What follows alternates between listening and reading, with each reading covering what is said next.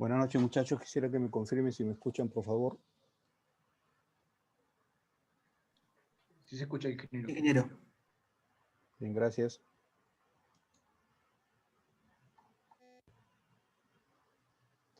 Vamos a continuar con la clase del día de ayer. Estamos viendo lo que era la bocatoma tipo tirolesa. Aquí están las figuras que hemos mostrado el día de ayer. Este es la de acá abajo es la vista en planta. De acuerdo al cauce del río es justamente toda esta zona. El agua viene en esta dirección, ¿no? Ven ustedes dónde está la marca. En esta dirección viene el agua. La captación es aquí en esta zona donde están las rejías, ¿de acuerdo? Esto es como una estructura de concreto continua, ¿no? El agua va a pasar por encima y va a seguir, ¿no? Esta es la captación, entonces el agua que pase por estas rejillas va a caer, ¿no? ¿Va a caer a dónde? Acá está el corte de esta bocatoma. Hacemos un corte por aquí. Lo que vamos a ver es esta figura, ¿no? Las rejillas, el agua que cae hacia un canal y el canal que lleva el agua hacia otro lugar. Ayer les mencionaba de que esta longitud de la rejilla, lo que estoy marcando en estos momentos, esta longitud, está en función del caudal que se quiere captar. Por eso era importante definir de un conjunto de caudales del proyecto cuál era el caudal de diseño, ¿no? Ya habíamos ayer comentado que el caudal de diseño es el caudal justamente que corresponde al de mayor magnitud, ¿no? Cosa que si necesito diseñar una bocatoma, esta debe tener la capacidad de captar el caudal de mayor magnitud. Si se requiere menos, se controla con una compuerta, ¿no? Si se requiere más, ahí sí, si diseñamos con el caudal menor y requerimos más caudal, ahí sí tendríamos un problema muy difícil de resolver. Habría que volver a rediseñar esta longitud, ¿no? Y eso no es correcto, ¿no? Entonces ya hemos conversado, hemos definido que el máximo caudal es el de diseño. Bien, ahí está la vista de corte en la cual se ve claramente un muro, el otro muro, que forma el canal justamente aquí debajo. Si yo sigo dibujando aquí, va a venir justamente el canal, ¿de acuerdo? Esta es la rejilla que debe tener una inclinación. ¿Por qué debe tener inclinación? No olvidemos que esto va a transportar sedimentos, ¿no? Va a transportar sedimentos que al caer en esta rejilla, debido a la pendiente que tiene y a la velocidad del agua, va a ser arrastrada fácilmente. Entonces estas rejillas no se deberían llenar de material sólido, ¿no? Si fuera horizontal, ahí sí sería un problema, ¿no? Sería más difícil que las piedras o el sólido se desplace, ¿no? Porque esto es horizontal, ¿no? Entonces, esta es la recomendación de diseño, que debe tener una inclinación que ya se mencionó, debe estar entre 22 y 45 grados, ¿no? Acá hay una vista de esa bocatoma. Aquí ayer vimos también de estas bocatomas tirolesas, fotos reales, en las cuales se observa pues que por alguna razón aquí se ha llenado de sedimento, ¿no? No es lo normal que funcione de esa manera esta bocatoma. Parece que lo han puesto en una zona de vegetación, entonces eso transporta palizadas, transporta vegetación, entonces eso como que también perjudica este tipo de captaciones, ¿no? Acá hay otra vista, unas rejillas más finas, en la cual también se observa que el material se ha quedado entre los espacios de esta rejilla, ¿no? Este video 6.1 lo llegamos a ver ayer, un video bastante corto en el cual se veía cómo el agua transitaba de un extremo a otro, ¿no? Otro detalle que quiero mostrarles acá antes de continuar es lo siguiente, ¿no? Vean ustedes. Bueno, acá no, en esta figura no ponen el perfil natural del terreno. Siempre que se hace un diseño, usted va a hacer el diseño de un canal o de una estructura, tan en la planta y en el corte debe aparecer, bueno, en planta no, disculpe, me equivoqué. En las secciones transversales debe aparecer necesariamente el perfil natural del terreno, ¿no? Si no, no sabemos si esa estructura está en corte, está en relleno, no lo sabemos, ¿no? Entonces es importante que aparezca el perfil natural del terreno. Entonces, si este es un río con régimen supercrítico, el perfil natural del terreno debe estar por aquí, ¿no? Así debe venir, ¿no? Más o menos por donde está el cursor. Este debe ser el recorrido porque debe ser fuerte pendiente, ¿no? ¿De acuerdo? Eso quiere decir que esta estructura la hemos excavado por colocar este bloque de concreto, ¿no? Que de alguna manera está interfiriendo en el paso natural del agua, ¿no? Ustedes lo ven así como está la figura, ya sin el perfil natural del terreno. Cualquiera puede pensar, bueno, si acá este fondo está aquí, y acá está el otro fondo, a mí me pareciera que está en contrapendiente, ¿no? pareciera que está en contrapendiente esto. Entonces algo está, y se supone que este es un flujo en régimen supercrítico. Algo está pasando aquí, ¿no? Por ahí han hecho excavaciones o rellenos que no se distinguen porque no aparece el perfil natural del terreno, ¿no? Pero sí sabemos que es un río en régimen supercrítico, o sea, una pendiente bastante importante, ¿no? Este bloque concreto es necesario colocarlo para que el diseño de esta captación se pueda realizar, ¿no? Acá creo que se mencionó algo. Aquí está, ¿no? Dice, la toma requiere de un cuerpo macizo de concreto debido a los fuertes esfuerzos que soporta, ¿no? Este cuerpo macizo concreto también tiene una función que se va a poder visualizar mejor en el video que vamos a ver a continuación, que justamente es parte de las condiciones que se deben dar para que esta bocatoma funcione, ¿no? Vamos a continuar entonces con esto. Acá también se ve, lo que pasa es que aquí ya el suelo ha tapado, casi se ve la parte del concreto, aguas abajo, aguas arriba también tiene una zona de concreto, ¿no? Bueno, acá está seco, no se ve, pero en el video de ayer, ese que duró bien poco, el video 6.1, ahí sí se veía las condiciones de flujo de aproximación a la captación tirolesa, ¿no? Es importante que ustedes hayan notado eso, ¿no? El flujo de aproximación a la captación tipo tirolesa, esta rigidez de fondo, tiene una característica particular, ¿no? Que uno mismo tiene que buscar al momento de hacer el diseño, ¿no? Lo vamos a ver ya como planteamiento matemático, pero lo vamos a observar también con mayor detalle en este video que vamos a ver el 6.2, ¿no? Bueno, continuamos entonces. Repito, muchachos, si alguien no tiene alguna consulta, de repente por ahí estoy hablando una cosa que no se entiende bien, entonces se interrumpan con toda confianza, ¿no? A ver, dice acá, en el diseño de una toma tirolesa se debe tener en cuenta que se puede captar el flujo total del río. Claro, si el río trae poca agua y están las aberturas de la rejilla, todo puede caer allí, ¿no? Hasta que alcance el límite de la capacidad de la rejilla, entonces hay que tener en cuenta eso, ¿no?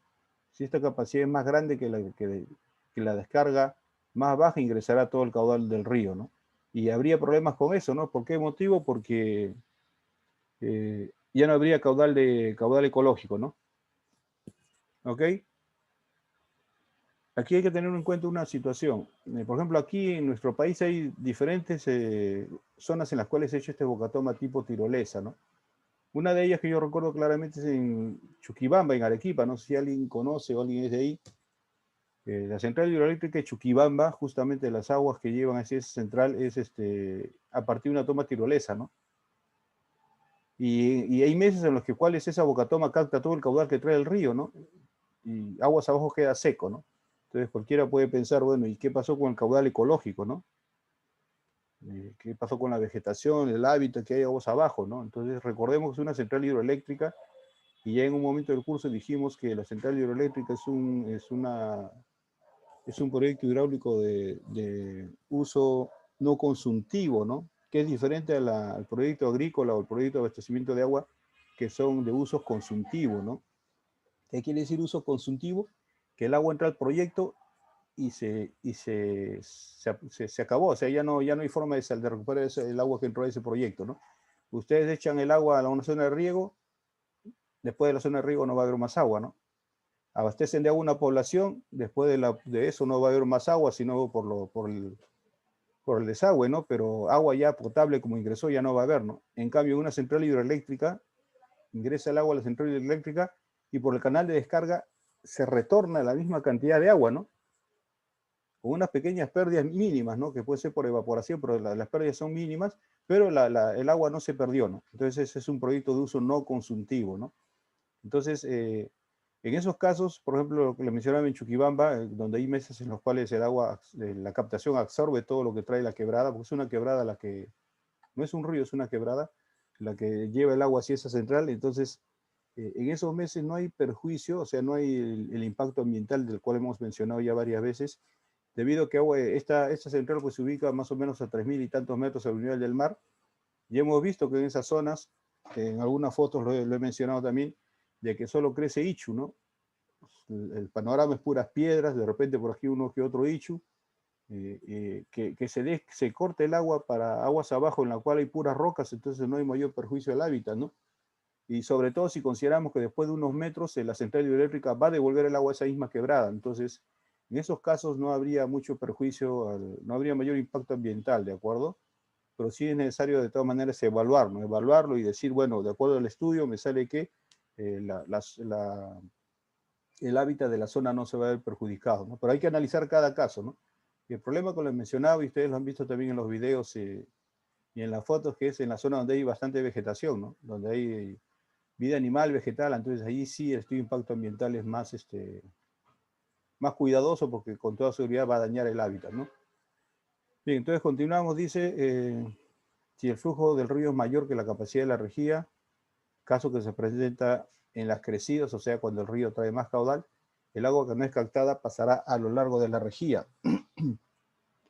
Esta característica muestra que las crecidas pueden ser evacuadas con mayor seguridad por una toma tirolesa que por una presa derivadora con compuertas fijas. A ver, este párrafo vamos a analizarlo. A ver.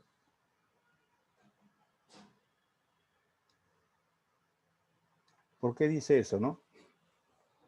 El agua que no es captada pasará a lo largo de la rejilla. Está hablando de condiciones de avenida, ¿no? O sea, condiciones en las que el río trae gran caudal, ¿no? Entonces dice que el agua que no es captada va a pasar por la rejilla, ¿no? Y va a seguir su recorrido. En cambio, dice que por una presa derivadora esto ya es diferente, ¿no? No es con tanta seguridad que se puede derivar una toma con presa derivadora. ¿Por qué motivo? Recuerden las fotos que hemos visto ayer de la bocatoma con barraje fijo y barraje móvil. Ese barraje fijo, que es el que más dificultad causa, y lo vamos a mencionar también con unas fotos que tengo cuando veamos este tipo de bocatomas. El barraje fijo, al ser una estructura que impide el paso del agua, lo que hace es todo el sedimento que está transportando el río se va a amontonar allí, ¿no? Y en el paso de los años, toda esa altura del barraje fijo, supongamos que el barraje fijo mide 2 metros de alto, 1,5 metros, entonces toda esa altura se va a llenar de sedimentos, ¿no? Ese es el destino final de un barraje fijo, ¿no? Vamos a regresar un poco para que vean eso. Por ese motivo es la razón de estos muros que dividen ambos barrajes, ¿no? Caramba, no me ayuda esto, no me hace caso un momentito. Voy a subir. Ah, ya acá no está, pues con razón. Bueno, está en la otra presentación. ¿Recuerdan cuando vimos la explicación de las bocatomas, lo que era el barraje fijo, barraje móvil? Y había un muro divisorio de ambos, ¿no? Divide necesariamente porque todo lo que pase por el barraje fijo al final se va a sedimentar, ¿no? Entonces todo ese muro, todo ese barraje se va a sedimentar, cosa que no sucede en la bocatoma del tipo tirolesa, ¿no? ¿Por qué? Porque el sedimento va a pasar por encima, ¿no? Esto puede ser producto de una avenida fuerte que de todas maneras requiere mantenimiento, ¿no? Se limpia, la limpieza ustedes ven no es mucha, ¿no? Entonces esto puede seguir funcionando. En cambio de un barraje fijo sí se almacena gran cantidad de sedimentos, ¿no? Mejor para entenderlo, mejor vamos a ir al Jamboard para que lo entiendan. Creo que lo he cargado acá. Ups, no lo veo. Un momentito, bueno, voy a compartir toda la pantalla en todo caso. Me acuerdo que lo cargué. Acá está. Bien, lo que quiero decir es lo siguiente, ¿no? Para que se entienda mejor.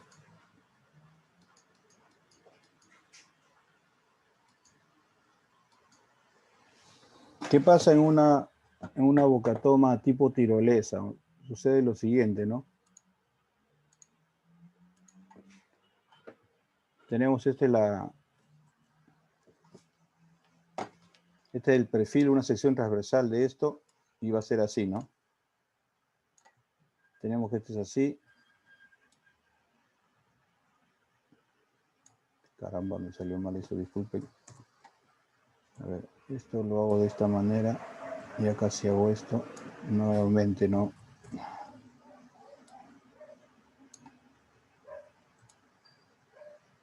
Bueno, este es un lado, este es el otro. Este es el perfil de la bocatoma tirolesa, ¿no? Bueno, acá va a estar el canal, vamos a completar esto, ¿no? Acá va a estar el canal.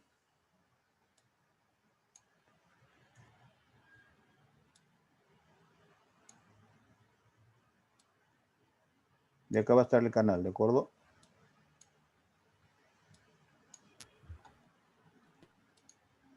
Y acá va a estar la rejilla, ¿no?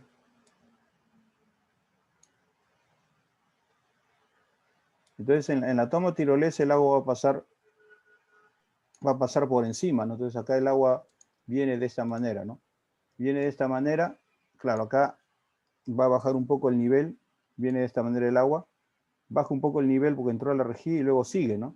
¿De acuerdo? Entonces este es el movimiento del agua en la toma tirolesa, y cualquier sedimento que venga por acá, lo que va a hacer es va a correr por el cuerpo de la, no, con este color mejor, va a correr por el cuerpo de la rejilla, ¿no? Por lo que esto tiene pendiente de 22 a 45 grados, que es una pendiente bastante fuerte, ¿no?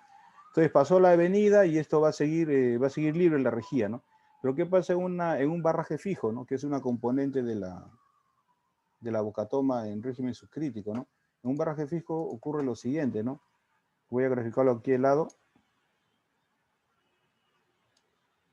Este es el fondo del río y acá está el barraje fijo, ¿no? Bueno, y su perfil, vamos a completar esta parte, y su perfil hidrodinámico, ¿no? Esto más o menos es así. Bueno, y ustedes consideren que esto es una curva que responde a una ecuación, ¿no? Pero este es el barraje fijo, ¿de acuerdo? Es una estructura de concreto, ¿no? Se llama fijo porque no, la altura ya permanece constante. ¿Qué va a hacer en este caso? El agua viene en este sentido, y al encontrar el barraje fijo se va lógicamente a deprimir y va a ir pegado a esta superficie, por eso es que es hidrodinámica, y acá ya va a saltar y se va a generar un salto hidráulico, ¿no? ¿De acuerdo? Entonces, este va a ser el comportamiento con ese barraje fijo. Recordemos que la ventana de captación está cerca de este barraje fijo, ¿no? ¿Qué va a pasar con toda esta zona? El río trae sedimentos, ¿no? Y en el tiempo toda esta zona se va a llenar de sedimentos y el barraje fijo va a terminar así, ¿no? Va a terminar así y todo esto va a estar lleno de sedimentos, ¿no? Esto lo voy a mostrar una foto de cómo queda un barraje fijo inclusive hay un pequeño video en el que se observa por qué ocurre eso, ¿no? Pero esto al final se va a llenar de sedimento. Ustedes visiten cualquier bocatoma con barraje fijo y vean de que al final el barraje está funcionando así. Se ve el barraje fijo y toda una zona de colmatada de sedimentos, ¿no? Y al final el agua pasa a funcionar de esta manera, ¿no? O sea, el barraje fijo funcionaría al final de esta manera, ¿de acuerdo? Entonces el texto que acabo de leer dice eso, ¿no? Que en la bocatoma tirolesa no ocurre este efecto que sí se tendría en una bocatoma en régimen subcrítico, ¿de acuerdo? ¿Está claro alguna pregunta? Bien, quiero compartir toda la pantalla, regresamos entonces. Y aquí estamos, ¿no? Eso es lo que dice acá, ¿no? Eso es lo que está explicándose aquí, ¿no? O sea, hay mayor seguridad de evacuar esos sedimentos en una toma tirolesa, en una presa derivadora, que es el barraje fijo, con puerta fija de limpieza.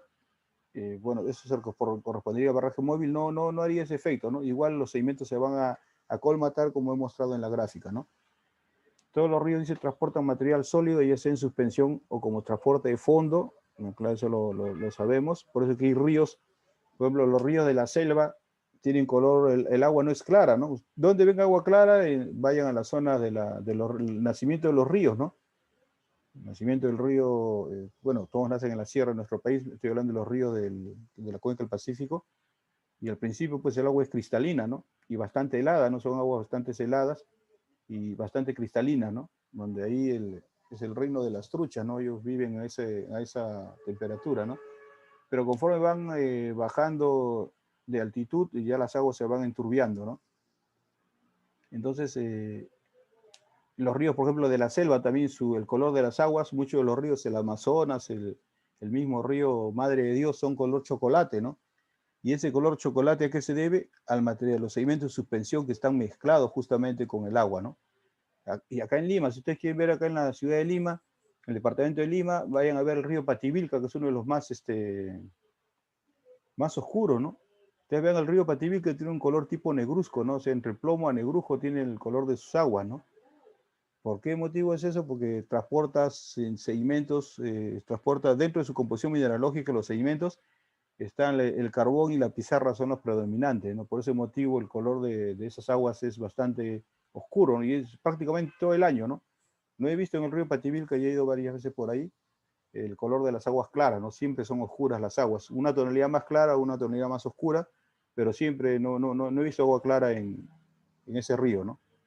En la parte baja estoy hablando, en la cuenca intermedia o en la cuenca baja, ¿no? De acuerdo, entonces es importante tener en cuenta eso, ¿no? Si uno va a realizar un diseño de una estructura, tiene que saber cuál es el transporte de suspensión y transporte de fondo, ¿no? porque estos materiales pueden obstruir finalmente esa estructura si no se le hace mantenimiento, ¿no? En nuestro país, lamentablemente, tenemos esa mala costumbre, ¿no?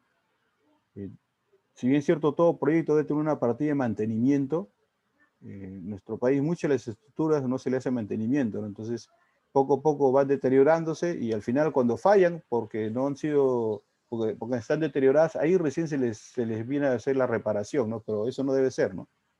Se debe hacer continuamente un mantenimiento, revisar después de un periodo de un año como mínimo, ver qué ha pasado con las estructuras, si hay alguna grieta, si hay algún comportamiento inadecuado y empezar a repararlo, ¿no? Eso es lo correcto.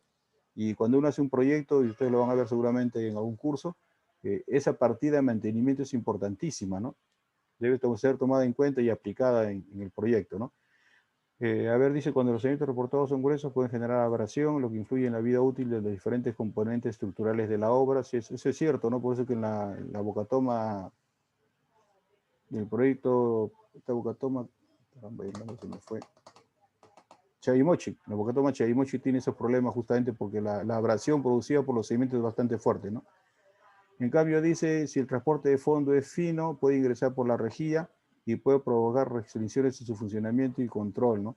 A ver, vamos a ver este video 6.2, que es un video justamente dedicado a lo que es la bocatoma tipo tirolesa. Entonces, obsérvenlo, vean de lo que hemos hablado hasta el momento y vean lo que vamos a observar en esa bocatoma. Ya les mencioné en una oportunidad que una cosa es lo que se ve en clase, o sea, el desarrollo teórico de lo que debe ser, y otra cosa es lo que se construye, ¿no? Entonces hay unas cosas que quiero que observen y luego comentamos, ¿de acuerdo? Entonces vamos a ver este video 6.2. ¿Lo logran ver? Díganme para poner de una vez el video. ¿Lo están viendo? Sí, ingeniero.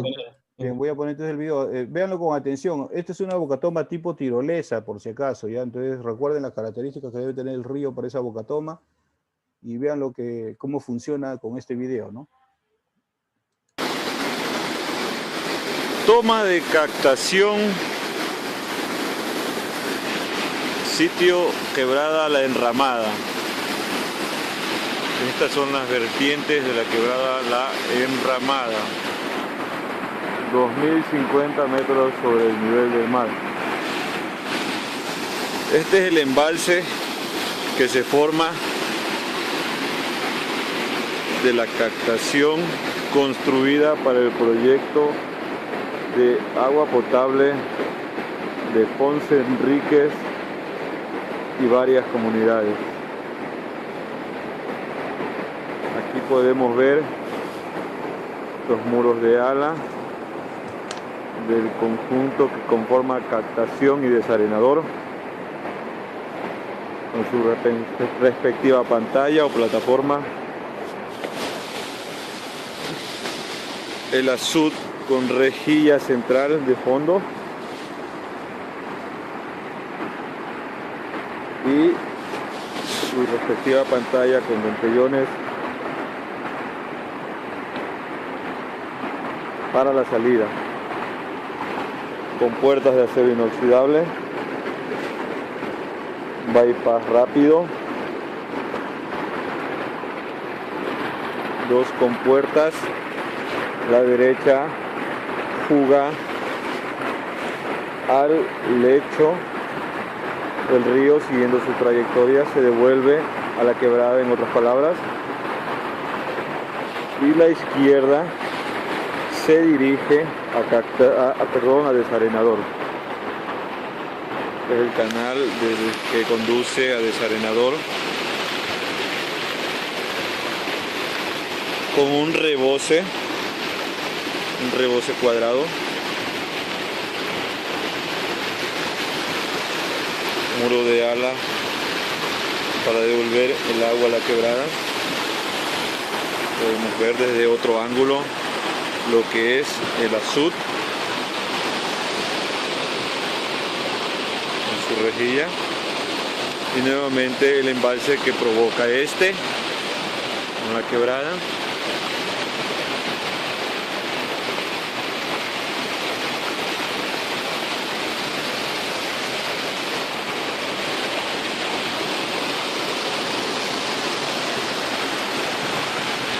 El lecho de la quebrada podemos también describirlo. Es un suelo totalmente rocoso y el horizonte por donde se conduce. Regresando, podemos observar que tenemos dos cuerpos en el desarenador, sus dos compuertas. Cada cuerpo hace la función debida y se conectan a una válvula de salida que es en la tapa azul, en esa caja, aquella caja con sus dos respectivas compuertas, y esta otra caja corresponde al desagüe o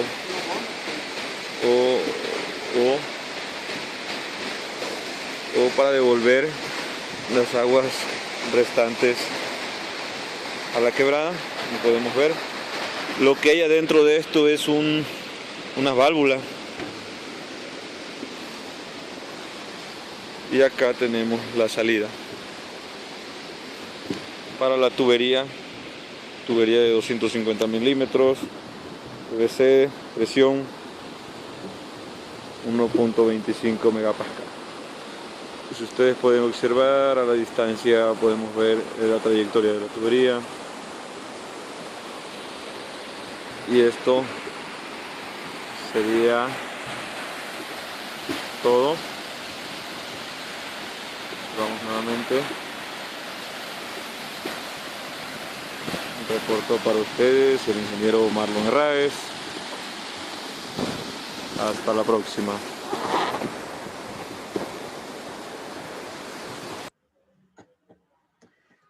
Bien, muchachos, ¿qué les pareció?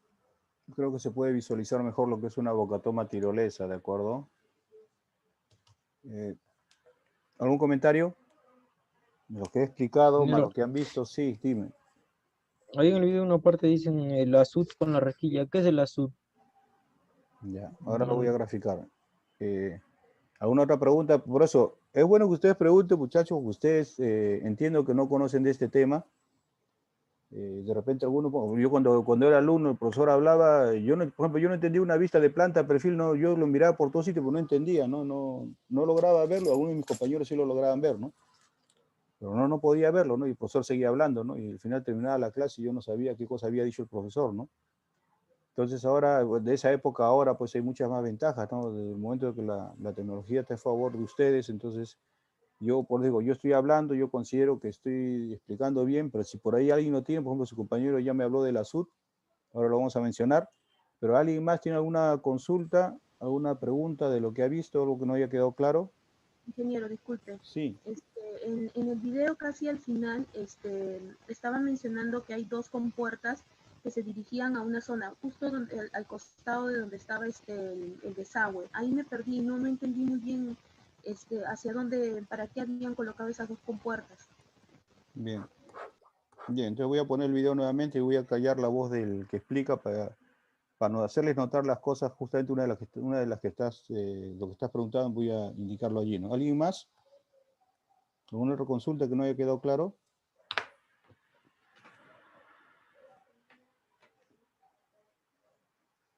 Ingeniero. Sí, dime. Ingeniero, tengo una consulta. Bueno, yo vi que hay una compuerta de entrada hacia el desarenador, Sí. y otra compuerta, ¿no? Que regresa hacia el cauce, pero esa compuerta está, prácticamente directo del embalse que se forma. Ya. ¿Por qué esa compuerta si es, bueno, el tipo de captación es tipo tirolesa? ¿Cuál es tu pregunta? Bueno, porque el tipo de captación que estamos viendo son en base a rejillas, ¿verdad? Claro, es la tirolesa, pues una rejilla de fondo. Sí, sí, pero existe, bueno, hay un desvío de la parte del embalse, del pequeño embalse que se forma hacia el desarenador, con una compuerta. Sí, pero eso ya Sí, después que el agua ha sido captada, o sea, ya la bocatoma cumplió su función de captar el agua, Y ella entra ahora a la zona de conducción, ¿no? Pues digo, ya como Bocatoma funcionó, ya captó. Y lo que me están preguntando los dos últimos alumnos es justamente sobre lo que viene después, ¿no? Las compuertas, y creo que también tu pregunta es algo similar, ¿no? Pero, Sí. a ver, redondea tu pregunta, que no te entiendo bien ahorita, para ya empezar a explicar. Me pareció que la captación era directamente del pequeño embalse que se formaba, o tal vez vi mal, No, ingeniero. es correcto, lo que has visto es correcto eso. Bien, entonces voy a hacer, primero entramos al Jamboard y luego volvemos a ver el video, ¿ya? Vamos a ver aquí. En el Jamboard voy a explicar, bueno, acá todavía el video se está, no sé cómo achicar esto, vamos a ver. Lo que quiero es ver el Jamboard. Y eso está acá. Bien, sucede lo siguiente, y es lo que pasa en todas las bocatomas tirolesas, ¿sabes? Por eso que algunos piensan que la bocatoma tirolesa va a estar en un régimen, pues, súper crítico, ¿no? Entonces no es de repente como en esta foto, en este dibujo han podido pensar eso, ¿no? De repente han podido, por la forma como lo dibujé, han podido pensar eso, ¿no? Pero lo correcto es esto, ¿no?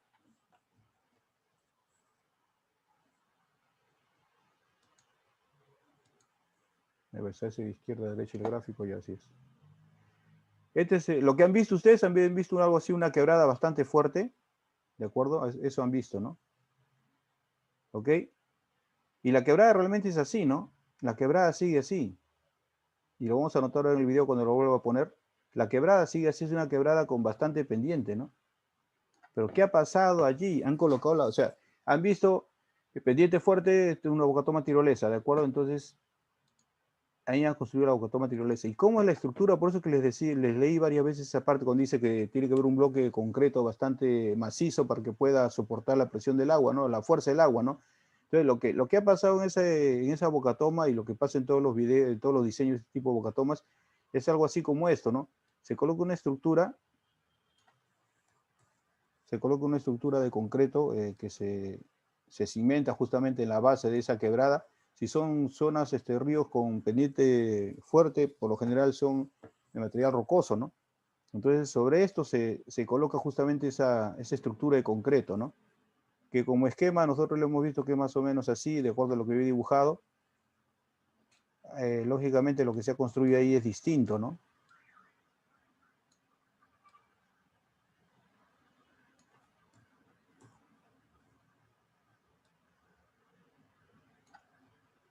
Bueno, es algo así. Este muro puede ser más ancho, no hay problema. Lo voy a borrar para hacerlo más ancho mejor. Esto es más ancho realmente. Y es lo que se ve justamente en ese video, ¿no? Que es más ancho, ¿no? Vamos a poner por aquí, pongamos, ¿no?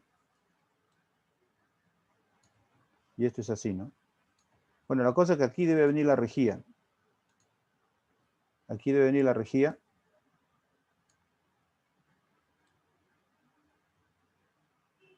Y esto tenemos que hacerlo más ancho para tratar de hacerlo similar a lo que hemos visto en el video, ¿no?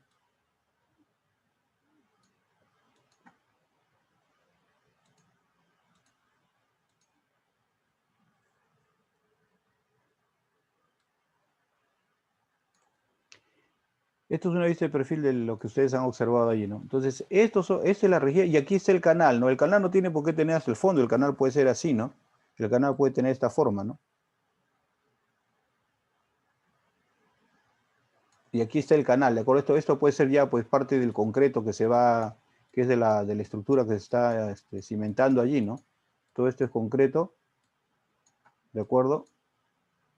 Y la rejilla es la que ustedes observan en color rojo y el canal es que ustedes ven aquí, ¿no? Entonces, ¿qué pasa cuando viene el agua? Y esta estructura de cierre del paso del agua va a ocasionar justamente que se forme esa pequeña piscina que ustedes han visto allí, ¿no? Que el agua venía, se amontonaba acá, ¿no? Entonces, esto hacía que el agua haga más o menos esta forma. Voy a hacerlo así nomás a pulso, ¿no? Con la mano. Más o menos así, ¿no? El agua venía así. Lo vieron ustedes de la quebrada y lo vamos a volver a ver en un momento. El agua cae así, ¿no? Y debido a esta estructura que cierra el paso del agua, el agua forma una zona así que se empoza, ¿no? Y acá, bueno, acá se forma justamente toda la turbulencia, ¿no? Pero de modo tal que el agua viene y pasa por aquí, ¿no? Y me parece que todo pasaba por ahí, ¿no? Todo entraba ahí, ¿no? Entonces, el agua cae y aquí se forma, aquí se capta justamente en este canal, ¿no? ¿De acuerdo? Y más acá había, en esta margen sería a la izquierda, había una compuerta que devolvía el agua. La cosa es que el agua pasaba y se veía que seguía su recorrido por aquí, ¿no? Y se notaba que era una quebrada honda, ¿no? Ahorita vamos a ver en el video, se notaba. Entonces, esta es la forma en que se diseñan estas bocatomas tipo tirolesa, ¿no? Una estructura de concreto que va a generar de todas maneras necesariamente una zona de aguas tranquilas.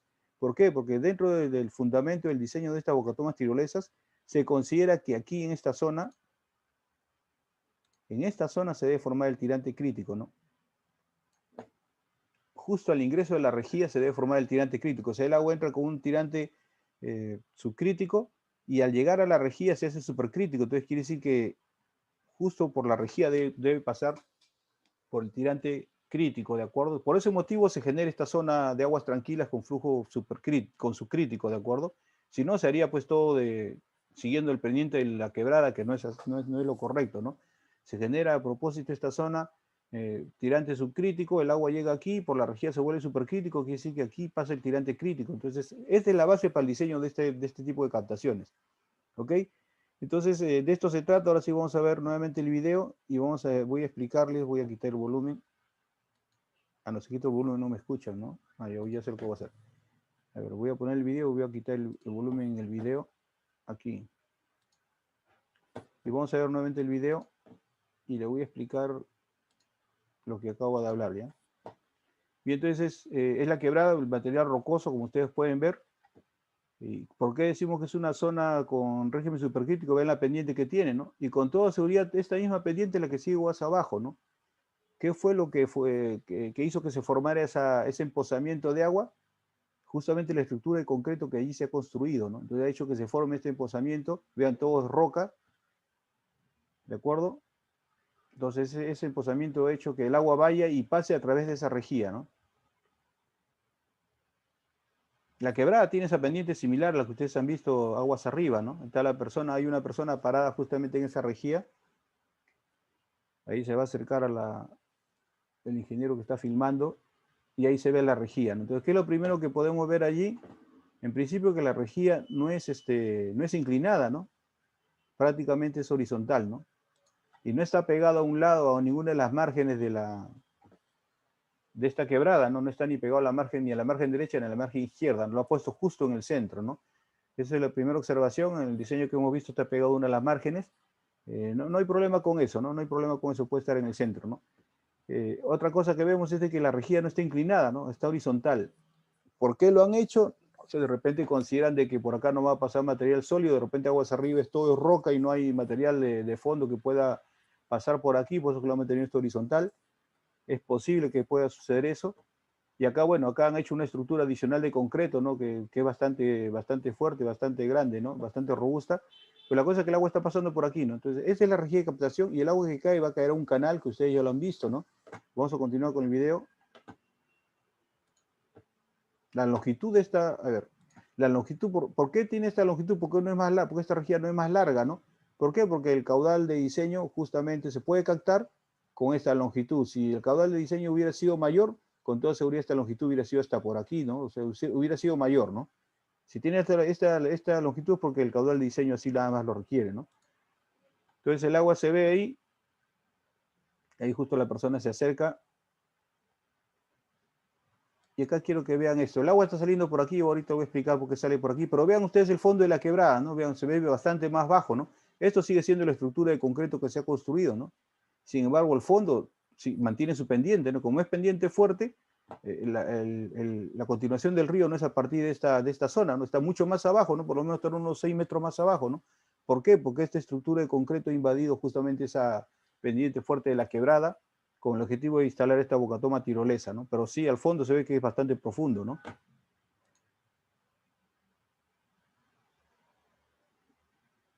Entonces ahí tenemos el agua que está saliendo, ¿no? Pero es raro ver que el agua se capta y luego sale por allí, ¿no?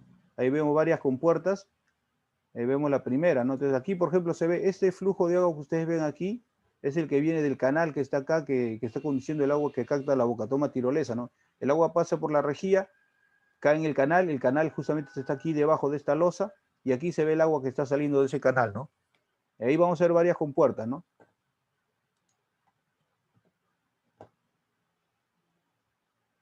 poco que se vea mejor. Ya, y aquí está. Esta primera, acá hay dos compuertas. ¿Por qué están estas dos compuertas? Vamos a suponer que esta compuerta no existiera. Si esta compuerta no existiera, y solo estudié esta compuerta, el agua entra de la captación, vamos a suponer que el desarrenador requiere hacer una limpieza o requiere hacer un mantenimiento, ha pasado algo en concreto con alguna de repente su compuerta ya de regulación de ese desarrenador, necesita mantenimiento, entonces se cierra esta compuerta para que el agua no entre, ¿no? Al desarenador. Pero sin embargo el agua sigue entrando por la captación, ¿no? ¿Qué va a pasar si yo cierro esta compuerta? El agua se va a elevar, se va a elevar, se va a elevar y va a pasar por encima, ¿no? Por ese motivo se coloca esta compuerta del lado derecho, ¿no? Entonces, ¿qué hace esta compuerta? Abre y el agua la devuelve al río, ¿no?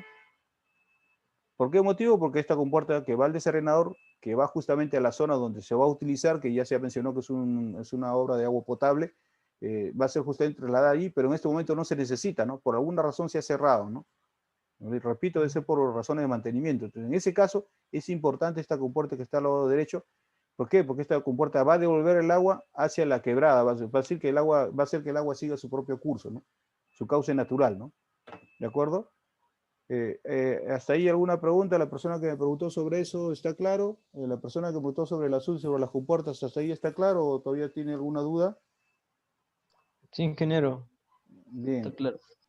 Si vieran, como digo, y entonces acá, en este caso esta compuerta está cerrada, ¿no? Y vean, todo regresa al río, acá ven al lado derecho, cómo el agua regresa al río, ¿no? Si el desarrollador estuviera funcionando, esto estaría seco, ¿no? No habría agua por aquí, ¿no? Entonces uno cuando hace su diseño tiene que ver todas las posibilidades de funcionamiento de esta estructura, ¿no? ¿Y qué pasa si tenemos que hacer mantenimiento? ¿Y qué pasa si viene más agua? ¿Y qué pasa? Todo todas las alternativas se analizan, ¿no? Aquí quiero que pasó un poco, no lo van a ponchar, creo, pero aquí está justo.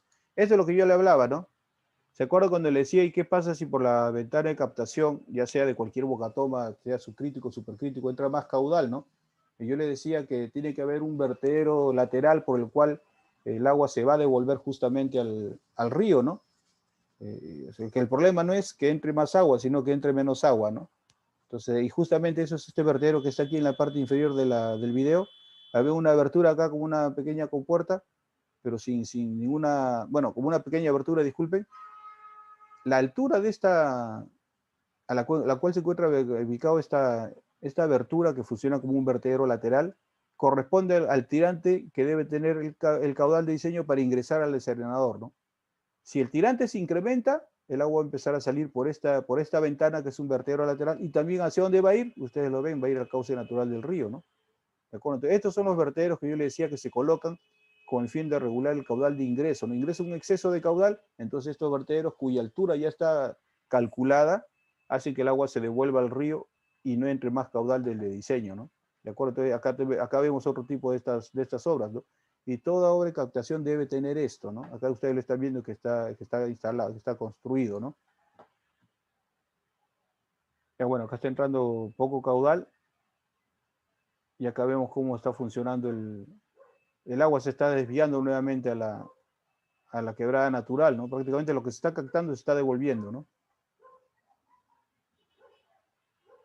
De ahí se ve cómo cae el agua con una caída bastante fuerte, ¿no? Debido a que la quebrada tiene pendiente fuerte. Y esta estructura de concreto ha venido a modificar justamente esa pendiente en ese tramo, ¿no? Vean la pendiente fuerte que tiene esto. Entonces, aquí no van a hacer ustedes, por ejemplo, una bocatomo con barraje fijo, barraje móvil, no tendría sentido, ¿no?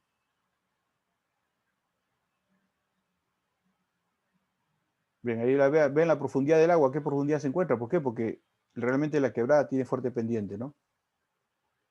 Bueno, y acá está, bueno, esta es la parte donde se almacena el agua, le da carga justamente al agua que va a ir hacia la tubería que va a conducir el agua al sistema de agua potable, ¿no?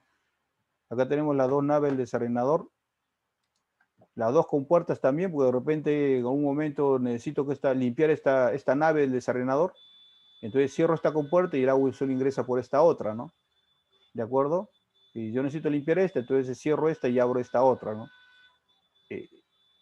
¿En qué momento se hace esas limpiezas? Cuando la demanda de agua de la población es menor, ¿no? Ustedes saben que la demanda de energía eléctrica, la demanda de agua, ya sea para cultivo, para abastecimiento de agua, también no es horizontal, no es constante, ¿no? En el caso de energía eléctrica, nosotros consumimos más energía eléctrica a estas horas, ¿no? Donde todo el mundo prende su luz, prende sus artefactos eléctricos, prende su televisión. En el día el consumo de agua es menor, ¿no? Comparado al de la noche, ¿no? Igual aquí, ¿no?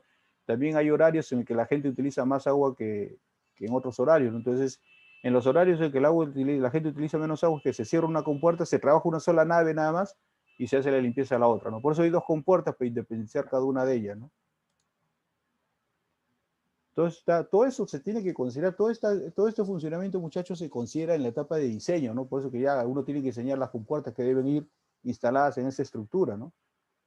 Entonces, ustedes hacen el diseño sabiendo cómo va a funcionar todas esas estructuras, ¿no? No pueden hacer el diseño, construir la obra y después decir, ¿cómo funciona esto? ¿No? Eso es absurdo, ¿no? Ahí van a tener problemas en el momento de hacerlo funcionar, ¿no? Todo esto, ambos van a esta pequeña cámara que le da carga justamente a esa tubería que va a salir de aquí. Es una tubería que va a presión, por lo que mencionado por el ingeniero, y va a llevar el agua justamente hacia la zona donde va a ser utilizado, ¿no? ¿De acuerdo? ¿Alguna pregunta? Entonces, están viendo ustedes cómo funciona una bocatoma tirolesa realmente instalada, ¿no? Vamos a ver, cierro esto. Ingeniero, Sí, dime. ingeniero, más o menos por el minuto 2:24, Eso ya lo has calculado el minuto todavía, 2:24. Vamos a poner 2:22 ya. me parece que son 3 compuertas, ¿verdad? Ya, ahí, Ya, dime esa, qué cosa quieres ver. ya, esa primera compuerta, ¿qué función cumple, ingeniero? Porque está directamente, del embalse directamente, está conectada esa compuerta. Vamos a Esa ver. era mi pregunta. Bueno, aquí hay 3 compuertas realmente. Hay una vista en la que se ve vamos a ver por acá. Ahí cuando se aproxima me parece que es que se ve mejor.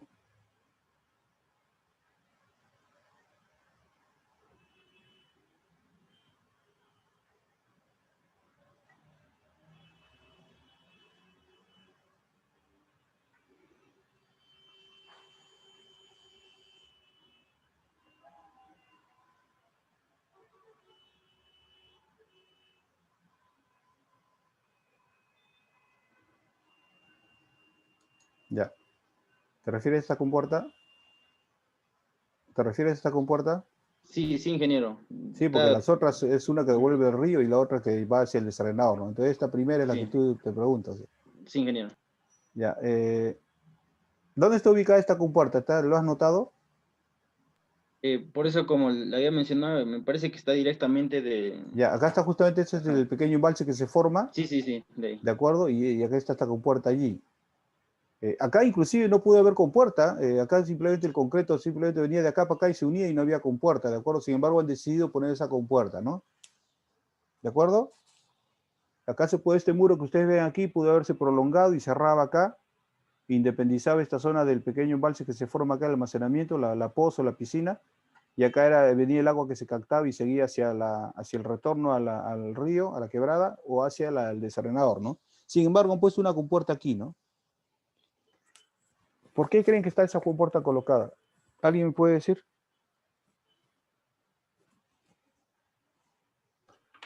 Por si tal vez hay problemas con la captación tirolesa, puede ser una opción de captar por esa parte.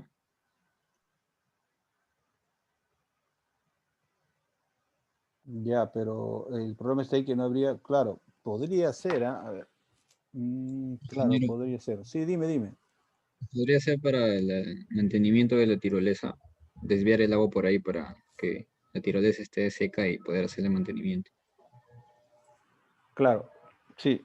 Bueno, las dos son respuestas válidas. Yo considero que la segunda más que la primera, porque la que dijo que puede utilizarse como para regular, también podría ser, ¿no? Podría ser el caso.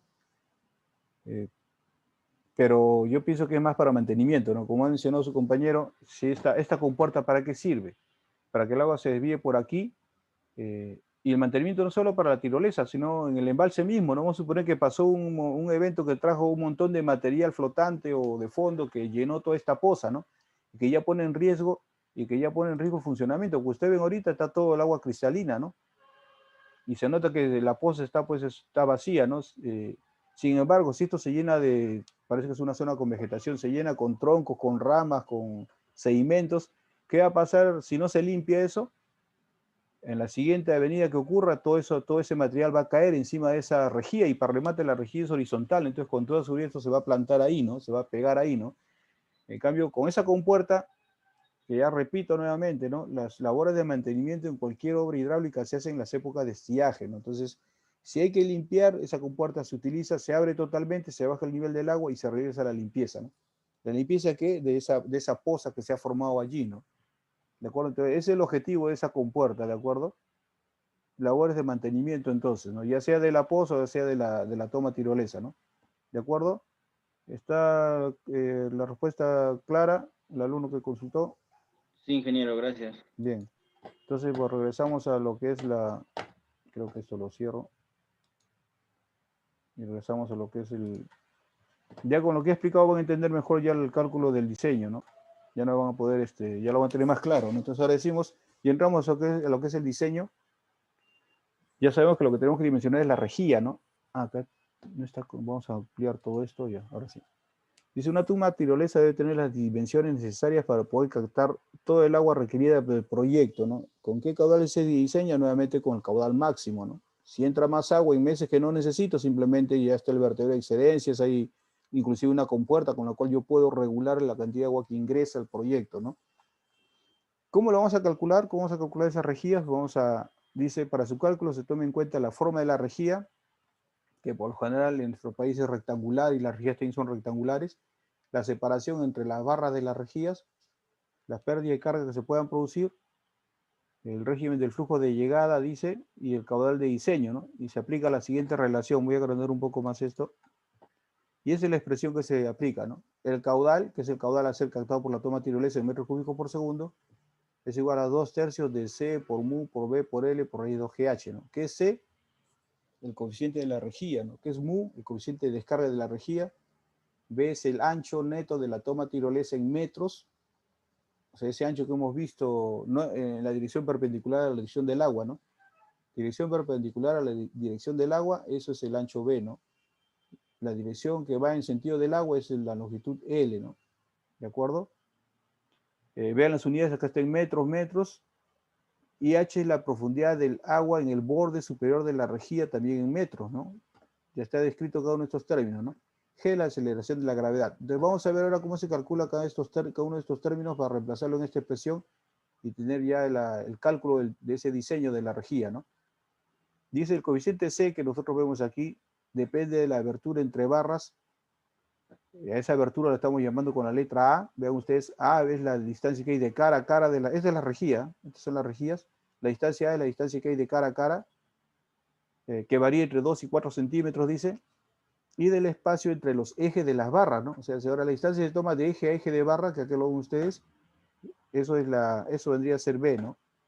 ¿De acuerdo? Caramba, quiero agrandarlo y me sale otra cosa. Aquí. De acá se ve claramente A es la distancia de cara a cara de la rejilla y B es la distancia de eje a eje de esa rejilla, ¿no? Según se muestra en la siguiente figura, dice, además este coeficiente C depende del ángulo de inclinación de la rejilla, ¿no? Ya nosotros hemos visto cuál es el ángulo de inclinación, ¿no? En el caso del video vimos que la rejilla era horizontal, ¿no? Inclusive me pareció que estaba un poco, parece que le hubiera caído una piedra porque la vi un poco pandeada, ¿no? En la parte central me pareció verlo de esa manera, ¿no? Bueno, acá hay diferentes tipos de rejillas. Nosotros vamos a trabajar con la primera, con la que está con la letra A, que son rejillas rectangulares, ¿no? Otras tienen estas formas, pero no, en nuestro país no utilizamos estas, no he visto al menos, todas son tipo rectangular, ¿no? Entonces, ¿cómo se calcula ese coeficiente C? Aplicando esta relación, ¿no? 0,6 de A entre B, ya sabemos quién es A y quién es B, de coseno de beta, ¿no? Elevado a la 3 medio, ¿no? ¿Quién es beta? Ya lo hemos visto, ¿no? Voy a volverlo a poner acá para los que no... Esto es beta, ¿no? El ángulo de inclinación de la rejilla con respecto a un plano horizontal. Esto es beta, entonces, ¿no? Entonces, conociendo esos datos, es que podemos calcular el valor de C. Ok, entonces ya tenemos C en esa expresión, ¿no? ¿Qué más tenemos a continuación? Mu, ¿no? Mu me dice que es el coeficiente de descarga de la rejilla, ¿no? Y es lo que se explica a continuación. Dice que el coeficiente de descarga de la rejilla, mu, depende de la forma de las barras de la rejilla, ¿no? Y varía desde 0,62 para barras rectangulares hasta 0,95 para barras ovaladas, ¿no? Y acá están las diferentes formas y valores, ¿no? Entonces, cuando nosotros vamos a trabajar con barras rectangulares, porque son más comerciales, ¿no? Más comunes, no he visto barras ovaladas, ¿no? Entonces, vamos a trabajar con mu igual a 0,62, ¿de acuerdo? Entonces, para nosotros el mu va a ser 0,62, sin embargo, que hay otros valores y se va a considerar otro tipo de forma de rejilla, ¿no? Dice, para el cálculo de la profundidad del agua en el borde superior de la rejilla, al cual se le está llamando con la letra H, medida en sentido perpendicular a la rejilla, justamente se acepta que es función de la profundidad, o sea, del tirante crítico, ¿no? Se acepta que esa altura H, que es perpendicular a la dirección de la rejilla, es función del tirante crítico, ¿no? Por ese motivo, porque entra el tirante crítico dentro del diseño, es que se hace justamente esa zona de aguas tranquilas, ¿no? El agua eleva un nivel en el cual el tirante es mayor que el crítico. Ustedes lo han visto en mecánica fluido 2 cuando calculaban el agua que sale de un embalse, de un almacenamiento, como el agua hace una curvatura, ¿no? Y al hacer esa curvatura acusa justamente al tirante crítico, ¿no? Ese concepto justamente utiliza este diseño, ¿no? Por eso se forma ese pequeño almacenamiento a propósito, ¿no? Para que se cumpla justamente esta condición, ¿no? Dice, en este sentido, el flujo de aproximación a la toma tirolesa debe ser en lo posible flujo subcrítico, ¿no? Entonces, si no, yo no le hubiera mostrado el video, ustedes hubieran dicho, pero si estamos hablando de supercrítico, ¿por qué menciona subcrítico? Y se hubieran cruzado ahí tratando de imaginar eso, ¿no? Como ya han visto el video, ya saben de qué se trata, ¿no? La pendiente de la sección de esa quebrada es supercrítica, como la han visto, sino que la estructura de concreto que se ha construido ahí hace que se forme una pequeña poza que da las condiciones para que se genere el flujo subcrítico, ¿no? Dice uniforme y libre de turbulencias y bien distribuido, como lo hemos visto en el video, ¿no? Se presenta en la siguiente figura las características del flujo de entrada del agua por la rejilla, donde se va a observar justamente quién es H y quién es H crítico, ¿no? Y acá está, ¿no? Acá está esa figura, ¿no? Lo que ustedes pueden ver, dice, según el Laboratorio de Construcciones Hidráulicas de la Escuela Politécnica Federal de la UCEN 2006, el valor de H se obtiene, o sea, el H que va a entrar en la fórmula, se obtiene de multiplicar K sub C por H crítico, ¿no? ¿De acuerdo? Acá ustedes ven en la figura el agua, este pequeño almacenamiento que se forma justamente a propósito por esta estructura que va a invadir esa sección del cauce. El agua se eleva y al elevarse va a cruzar y va a cruzarse acá y se va a generar el tirante crítico, ¿no? Entonces este es el H crítico y el H vendría a ser perpendicular justamente a la rejilla, ¿no? Entonces este es el H perpendicular a la rejilla y este es el H crítico, ¿no? ¿De acuerdo? Entonces, ¿cómo calculo, conociendo el H crítico, cómo calculo el H, que es el que va a entrar a la fórmula del cálculo de este diseño? Ambos se relacionan por el valor de K sub C, como está indicado aquí, ¿no? H es igual a K sub C por H crítico, ¿no? ¿De acuerdo? ¿Y cómo determino H crítico y K sub C? Bueno, el H crítico es fácil de determinar, ¿no? Ustedes saben que por un canal de sección rectangular, ¿cómo se calcula el tirante crítico, ¿no? Y el K sub C sí lo voy a mostrar, ¿no? Bueno, acá se indica lo que es el ángulo beta, la longitud de la rejilla, que es L, y hemos visto que en dirección del flujo esa longitud de la rejilla se llama L, y la longitud perpendicular a la dirección del flujo es B, ¿de acuerdo? Acá se ve el L justamente, ¿no? El valor de K sub C se conoce con el nombre de factor de reducción o factor de corrección y puede ser obtenido de la siguiente expresión, ¿no? Y aquí está la ecuación que me permite determinar el valor de K sub C en función del ángulo beta, ¿no?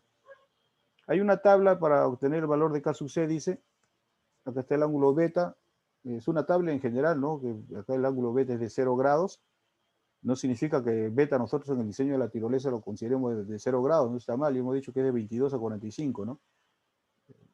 Bueno, sin embargo acá aparece a partir de 0, y tenemos hasta 26 grados, ¿no? Dice, para ángulos mayores de 26 grados, para ángulos de beta mayores a 26 grados, el valor de K sub C también se puede calcular con esta expresión, ¿no? Pero podemos utilizar esta expresión que es la que vamos a utilizar finalmente, porque nuestro valor del ángulo que vamos a utilizar es mayor a 26 grados, ¿no? Entonces K sub C sería 0,88 por el coseno de beta, ¿no? Si mi ángulo beta vale 40 grados, K sub C sería 0,88 por coseno de 40, ¿de acuerdo? Ya tengo el valor de K sub C. Entonces ya tengo este valor en función del ángulo beta, ¿no? Y el H crítico, ¿cómo lo calculo? Es el tirante crítico, ¿no? Que ustedes ya han visto en una sección rectangular, es raíz cúbica de Q cuadrado sobre G por B al cuadrado, ¿no? Esto ustedes ya lo conocían también, ¿no? ¿De acuerdo? Finalmente dice el ancho total B sub T se calculará considerando el ancho de las rejillas y el ancho efectivo del flujo, ¿no? Este B que ustedes obtienen aquí, que ustedes tienen en esta expresión del tirante crítico, es el ancho que está considerando el ancho ocupado por el agua que está pasando por esa abertura, ¿no? No considera el ancho de la rejilla, ¿no? O sea, el ancho neto que debe tener el agua para que se pueda formar este tirante crítico para este caudal, ¿no? Pero como hay rejillas, hay que añadirle justamente el espacio que forman las rejillas, y para eso hay que considerar el coeficiente de contracción, ¿no? O sea, lo que se va a contraer debido a la presencia de esa rejilla, ¿no? Entonces, esa consideración me va a dar como resultado el ancho total B sub T, ¿no? ¿De acuerdo? ¿Cómo considero esa contracción? Acá está, ¿no? Si la forma de la rejilla es rectangular, el C sub C vale 0,82, si es circular 0,90 y es parabólica 0,98, ¿no? Ya hemos dicho nosotros que vamos a trabajar con 0,82, ¿no? Entonces ya tenemos 0,82 y 0,62 en la parte del mu, ¿no? Entonces hasta ahí ya tenemos las consideraciones para su diseño. Ya tenemos con esta expresión y el K sub C ya puedo calcular H, ¿no? Teniendo H y teniendo el valor de mu y de C y de C, tengo H, tengo mu, tengo C, el G es la selección de la gravedad, entonces y tengo el caudal, yo podría despejar estas variables, ¿no? Ya solo quedarán estas como incógnitas, ¿no? Entonces vamos a continuar para seguir con ese diseño. Dice cálculo de la longitud de la rejilla. La longitud se mide en dirección del flujo o en sentido de la inclinación. Algunos autores recomiendan que el ángulo de inclinación de la rejilla, dice, con respecto a la horizontal, sea mayor a 26 grados. Algunos dicen eso, mientras que otros autores indican que es preferible que esté entre 30 y 45 grados, ¿no? ¿De acuerdo? Son recomendaciones, ¿no? Yo prefiero que consideren entre 30 y 45 grados la variación del ángulo beta si van a hacer algún diseño, ¿no? A fin de evitar al máximo el ingreso de material grueso, dice, ¿no? Así como la obstrucción por ramas o basura, como han visto en las fotos que mostré, ¿no? En la cual se veía la rejilla bastante tapada y se veía que no tenía inclinación esa rejilla, ¿no? El último criterio dice o sea, el segundo entre 30 y 45 grados, el más adecuado para el diseño de la toma tirolesa. Sin embargo, en ambos casos se recomienda que la longitud de diseño de la rejilla sea incrementada un 20%, ¿no? Para contrarrestar potenciales obstrucciones. Eso quiere decir que vamos a hacer el diseño, pero al resultado que me salga con la ecuación, le voy a incrementar un 20%, por eso se multiplica por 1.2. ¿Por qué? Porque yo estoy considerando que en algún momento esa rejilla se puede obstruir la quinta parte de esa rejilla se puede obstruir. Entonces yo, haciendo el diseño, considerando este porcentaje adicional, estoy de alguna manera tomando un factor de seguridad para evitar de que esa toma deje de funcionar, ¿no? Vamos a suponer que en un periodo de lluvias llegan dos avenidas bastante grandes, pueden tapar parcialmente la rejilla. Entonces yo estoy considerando que eso no debe exceder el 20%, o sea, la quinta parte. Y eso entonces quiere decir que el diseño va a seguir funcionando si lo hago de esta manera, ¿no? ¿De acuerdo? Dice, según Eviatola Krochin. Eviatola Krochin era un ingeniero hidráulico ruso que vivió en Ecuador muchos años, ¿no? En la época de los años 60, casi 70, 80, ¿no? Entonces él ahí en esas épocas hizo bastantes diseños en Ecuador. Inclusive tiene unos libros, ¿no? Que hasta ahorita los he visto por ahí, ¿no? Entonces esos diseños él lo planteó y acá justamente indica una recomendación, ¿no? Recomienda que la longitud de la proyección horizontal de la rejilla no sea mayor a 1,25 metros, ¿no? Esa es su recomendación. Ojo que es recomendación, no significa que tenga que cumplirse, ¿eh? Y que la rejilla sea lo suficientemente resistente para soportar el paso de grandes piedras, ¿no? Entonces, ¿eso qué quiere decir? Si la rejilla es rectangular, su mayor momento de inercia tiene que estar en dirección a cómo entraría el flujo por esa rejilla, ¿no? Ustedes ya lo han visto ese concepto en su curso de estructura, ¿no? Es más fácil doblar una regla, pues, en un sentido que en otro, ¿no? Igual, las rejillas tienen que estar en el sentido en que sea más difícil que puedan que puedan flexionarse, ¿no? Acá, bueno, acá recomienda, dice que no sea mayor a 1,25 metros. Ahora con las características que tienen los metales, los fierros que se utilizan para las rejillas, ese 1,25 puede ser mayor, ¿no? Como le digo, esto es una recomendación. Yo he visto ahora que tiene más longitud de 1,25 metros, ¿no? Las rejillas, dependiendo de la sección transversal, pueden tener mayor momento de inercia y resistir mayor el impacto o la fuerza que puede generar una flexión en estas rejillas, ¿no? Bien, ¿alguna pregunta hasta aquí? Yo creo que con lo que han visto en el video, más lo que estamos viendo acá, ya está un poco más claro. En el ejemplo que vamos a ver, creo que va a quedar mejor. Acá finalmente el diseño del canal colector, ¿no? ¿Quién es el canal colector? El canal sobre el cual va a caer todo el agua que recibe la rejilla, ¿no? ¿De acuerdo? Ese es el canal colector, ¿no? Dice, tiene la función de recibir y transportar el caudal que ingresa por la rejilla, ¿no? Así como el material sólido que logra pasar, porque siempre va a pasar algo de sólido, ¿no? Por tanto, la sección transversal del canal colector debe ser dimensionada para evocar el caudal de diseño de la toma, ¿no? Ya hemos dicho, ¿quién es el caudal de diseño? El mayor caudal que se va a necesitar en ese proyecto, ¿no? Nuevamente, Crochin interviene y dice, es recomendable que la velocidad inicial del agua sea de 1 metro por segundo al entrar en el canal colector. O sea, si el canal colector tiene una longitud L, al principio, si L vale 2 metros, en los primeros 50 centímetros debe ser 1 metro por segundo, y al finalizar ya toda su longitud debe ser la velocidad entre 2 a 3 metros por segundo, ¿no? Dice, y al entrar al canal colector 1 metro por segundo, y de 2 a 3 metros por segundo al salir de ese canal colector. Eso quiere decir que ya toda la rejilla está aportando a ese canal, ¿no? Para garantizar que las piedras y arena que hayan pasado a través de la rejilla, que puede suceder, sean evacuadas hacia un desarenador, ¿no? Esta velocidad de 2 metros a 3 metros por segundo es bastante fuerte, ¿no? Y puede arrastrar todos estos sedimentos.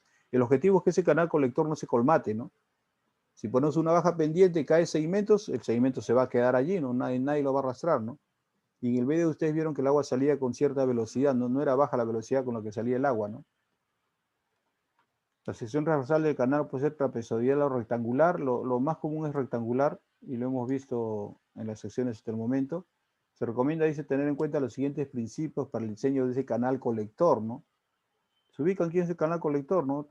Creo que el que viene aquí debajo, ¿no? El que va a recibir el agua, ¿no? De acuerdo, es el canal colector, el que viene aquí debajo, ¿no?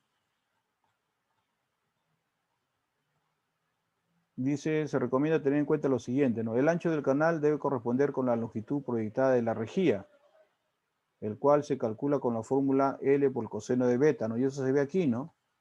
El ancho del canal, que vendría a ser de esta cara a esta cara, ¿no? La distancia horizontal de esta cara a esta cara, viene a ser el ancho del canal. ¿Y eso quién es? La longitud proyectada de esta rejilla, ¿no? La longitud de la rejilla se considera de la parte libre que va a recibir el agua. Lo que se incruste acá no es, ¿no? Acá, bueno, acá está indicado así, aunque no, si proyectamos esto cae aquí, ¿no? Y si proyectamos esto cae aquí, ¿no? O sea, se refiere a la longitud que permite el paso del agua, ¿no? Lo que se empotra no entra en cuenta en la longitud de la rejilla, importa lo que va por la longitud por la cual va a pasar el agua, ¿no? Entonces la proyección de eso es el ancho del canal, justamente, ¿no? Y eso es lo que dice aquí, ¿no? El ancho del canal va a ser L por coseno de beta, donde beta es el ángulo de inclinación de la rejilla con respecto a la horizontal. La profundidad o tirante del agua en el canal debería ser aproximadamente igual al ancho, ¿no? Eso es lo que está recomendando, ¿no? El canal debe tener un borde libre aproximadamente igual al 25% del tirante, ¿no? Como es una rejilla inclinada, el borde libre se refiere a la longitud más pequeña de ese canal, ¿no? A eso se refiere ese 25% de borde libre, ¿no? La pendiente del canal debería ser por lo menos 3% para que el agua tenga la fuerza tractiva necesaria para mover todo el material sólido que pase a través de la rejilla, ¿no? Bien, entonces esas son todas las consideraciones. Y ahora sí vamos a ver un ejemplo, ¿no? ¿Hasta ahí alguna pregunta?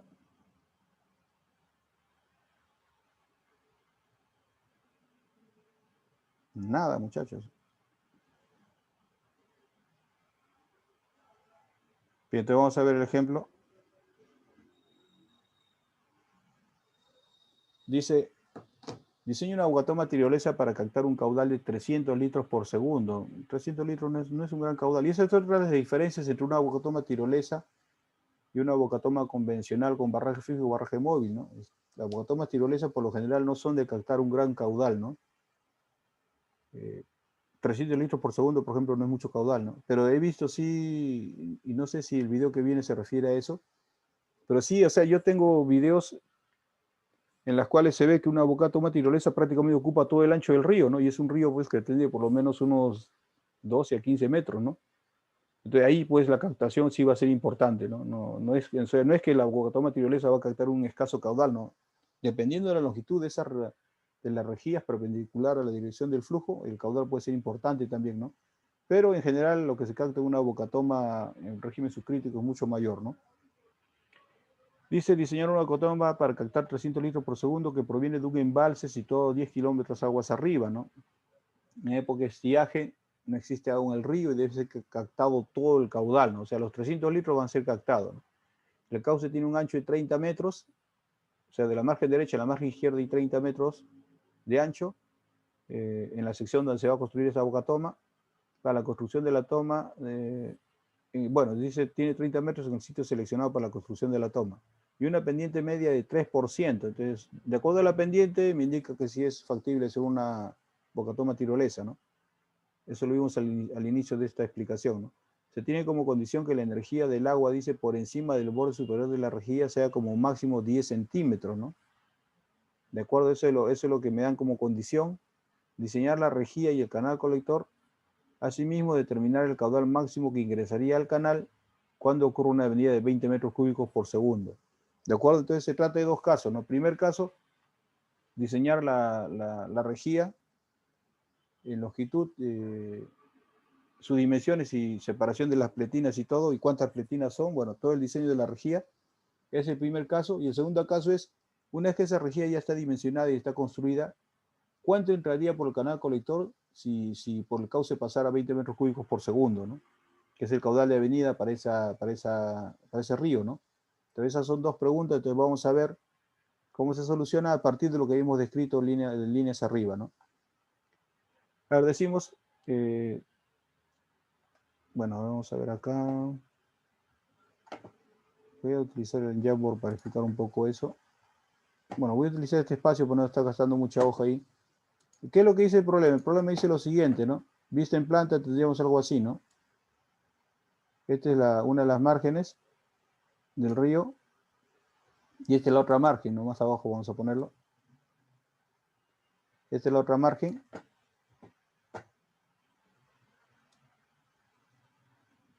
Me dicen que eso tiene un ancho de 30 metros, ¿no? Me dicen esto tiene un ancho de 30 metros. O sea que para mí esto es 30 metros, ¿de acuerdo?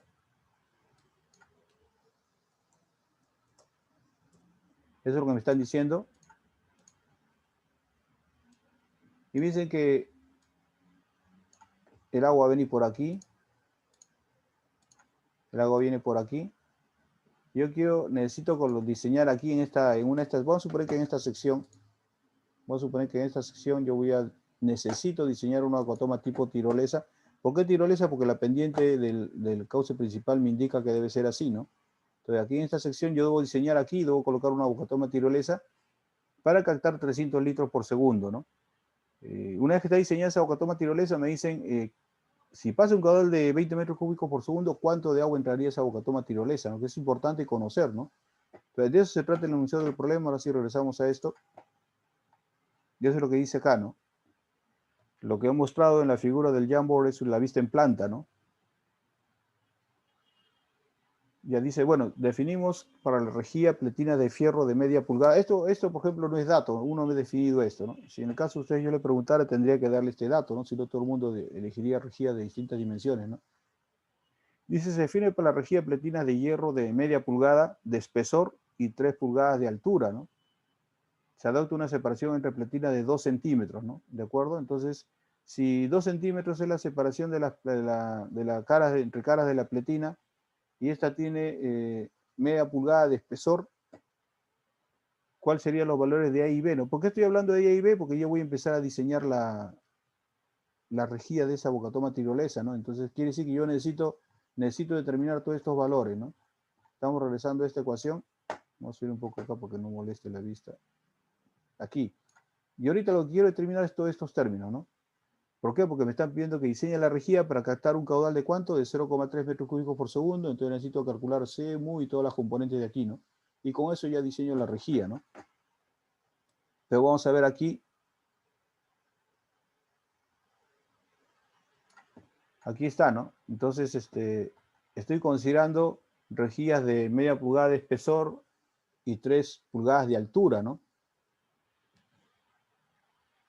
Si la rejilla tiene 2 centímetros de separación, ¿cuánto sería A y cuánto sería B? Entonces, acá tenemos, ¿no? A sería 2 centímetros porque es la separación, y B, recuerdan, B era la distancia que hay de cara a cara, de eje a eje, ¿no? Vamos a regresar acá. Aquí está, ¿no? Aquí se ve mejor, ¿no? Esto es media pulgada, esta longitud es media pulgada, lo que me dicen de dato, esto, y 3 pulgadas sería esta altura, ¿de acuerdo? 3 pulgadas es esta altura, ¿no? Esto es 3 pulgadas y media pulgada es esto, ¿no? Y me dicen que está separado 2 centímetros, que dice entonces que A vale 2 centímetros, y B cuánto valdría.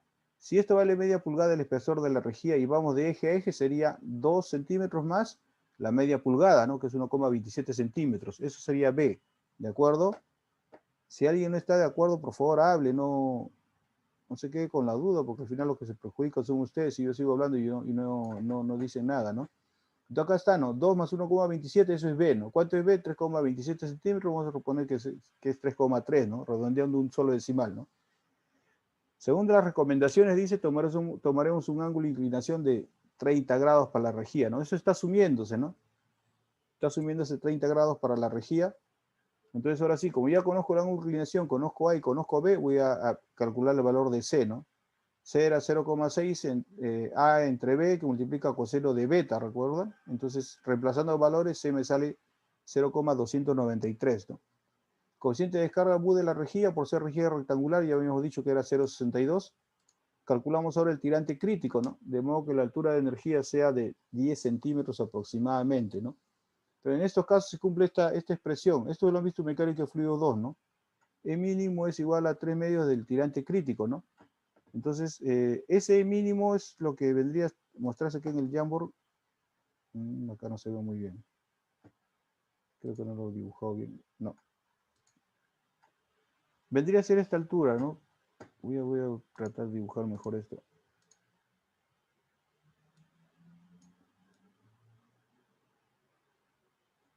Ese mínimo se refiere a esta altura de aquí, que como digo, ustedes lo han visto en mecánica de fluidos esto, ¿no?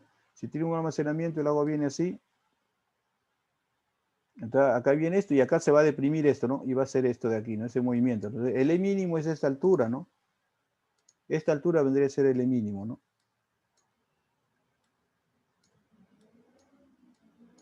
Este es el E mínimo.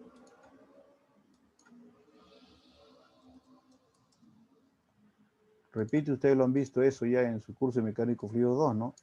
Y este E mínimo, ¿cómo se relaciona con el tirante crítico? E mínimo, que es esta altura, es igual a 3 medios del tirante crítico, ¿no? Entonces, eso es lo que se está aplicando. Por dato del problema, dice que esto no debe ser exceder a 10 centímetros, ¿no? Entonces estamos considerando por eso 10 centímetros, aquí está. 10 centímetros, que es el E mínimo, va a ser 3 medios del tirante crítico. De acá despejamos el tirante crítico, sale 0,067 metros, ¿no? ¿Qué más? Conozco el tirante crítico, entonces, conociendo el tirante crítico, aplico esta ecuación, que es raíz cúbica de Q cuadrado sobre GB cuadrado. ¿Y qué determino? Determino el ancho B, ¿de acuerdo? De aquí se determina el ancho B, que es la dimensión perpendicular a la dirección del agua, ¿no? De acuerdo, entonces, para que se forme el tirante crítico con ese caudal de 0,3 metros cúbicos por segundo, yo necesito un ancho neto de paso de agua de 5,53, ¿de acuerdo? 5,53 metros, ¿no? Este es el ancho neto, o sea, el ancho por el cual debe ser ocupado netamente por el agua, ¿no? Sin embargo, nosotros sabemos que ese ancho va a estar compuesto por varias rejillas, ¿no? Entonces, esas rejillas van a, de alguna manera, contraer el paso del agua a través de las caras de esa rejilla, ¿no? Por lo tanto, dice el ancho total B sub T, considerando que la rejilla es rectangular, va a ser 5,53 entre 0,82, ¿no? ¿De dónde salió el 0,82? Eso está indicado acá, ¿no? Cuando se trata de rejillas rectangulares, acá está, ¿no? Rejillas rectangulares, coeficiente de contracción 0,82, ¿de acuerdo?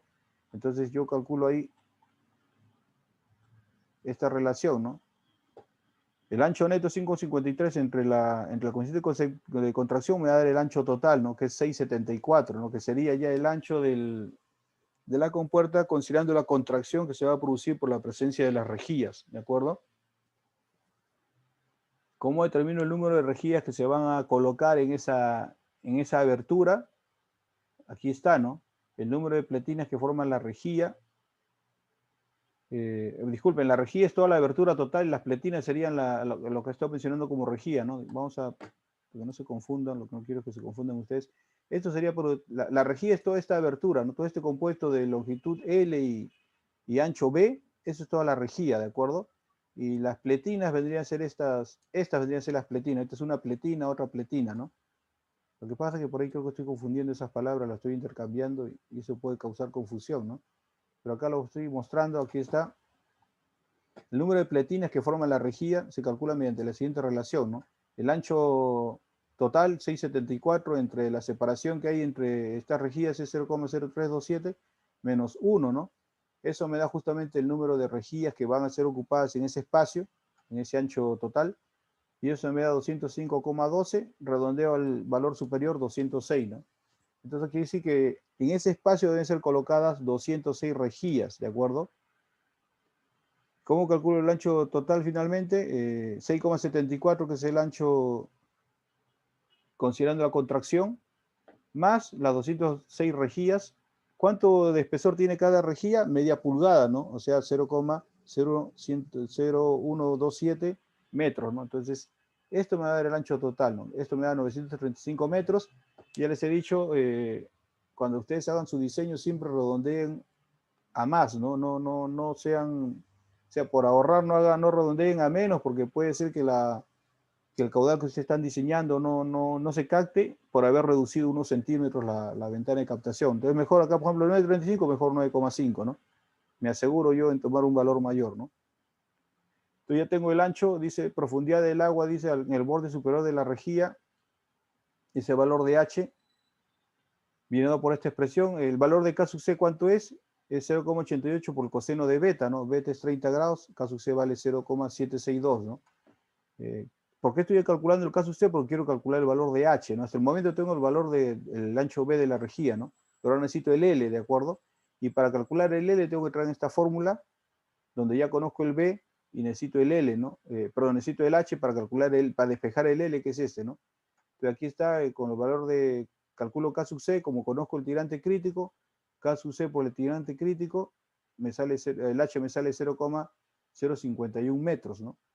Y eso lo reemplazo en esta expresión ahora sí, ¿no? En esta expresión ya conozco todo, ¿no? Conozco H, conozco B, y aquí puedo despejar L, ¿de acuerdo? En la fórmula, vamos a ver la fórmula acá para que ustedes comparen. En esta fórmula que está aquí,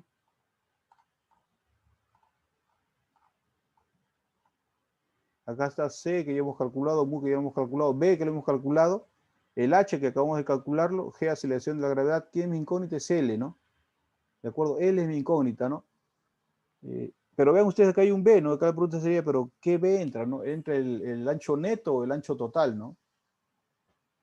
Esta es la fórmula que calcular el caudal, ¿no? O sea, me va a calcular las dimensiones que debe tener esa rejilla para el paso del caudal que yo quiero captar, ¿no? Entonces, el agua no pasa a través de la rejilla, ¿no? El agua pasa a través del ancho neto, ¿no? Por ese motivo, en el cálculo que ustedes consideran, que vamos a considerar, este B es el ancho neto, ¿no? Yo no puedo considerar el ancho total porque dentro de ese ancho total hay rejillas que obstaculizan el paso, ¿no? Entonces, por ese motivo, en esa expresión entre el ancho neto, 5,53, ¿quién es? Aquí está, ¿no? 5,53 es el ancho neto, entonces eso entra aquí. Entonces, ahora sí, reemplazando valores, ¿quién es mi incógnita? Es L, ¿no? ¿Quién es L? La longitud en la dirección del flujo, ¿no? ¿Cuánto me sale? 0,448 metros, ¿no? De acuerdo a la recomendación de Crochet, dice esa longitud hay que multiplicarla por un 20%, ¿no? Un 20% adicional, acá está, ¿no? L entonces va a ser 1,20 por 0,448, sale 0,54. Lo redondeo a 0,55, pude haberlo puesto 0,60, ¿no? ¿Ok? Y esa sería la longitud. Entonces, ¿cómo quedaría esa rejilla? L 0,55, tenemos el ancho total 0,50 y el ancho neto 5,53. Esto más o menos quedaría así. En la figura que hemos visto en el Jamboard sería así, ¿no? Aquí está. Esto quedaría más o menos así. Voy a ponerle qué color le pongo esto. Bueno, le voy a poner color verde. Entonces, considerando que la rejilla va a estar a partir de la margen derecha, la rejilla estaría aquí, ¿no? Aquí. ¿De acuerdo? Y aquí esto sería más o menos así. No, sería más o menos por acá. La tercera parte, casi no, 9,5 es casi 10, ¿no? Ponemos ahí. Y acá sería esto así, ¿no? Esta es la vista en planta.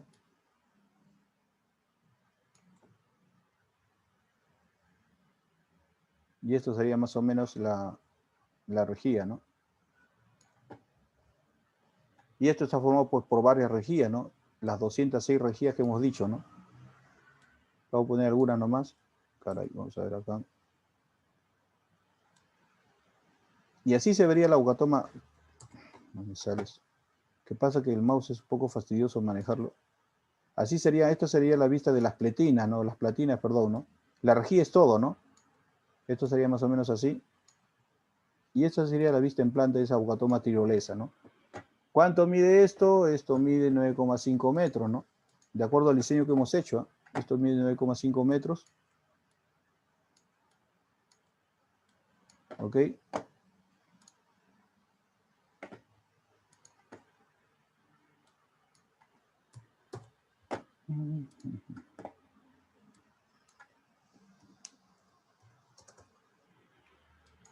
¿Cuánto mide esto?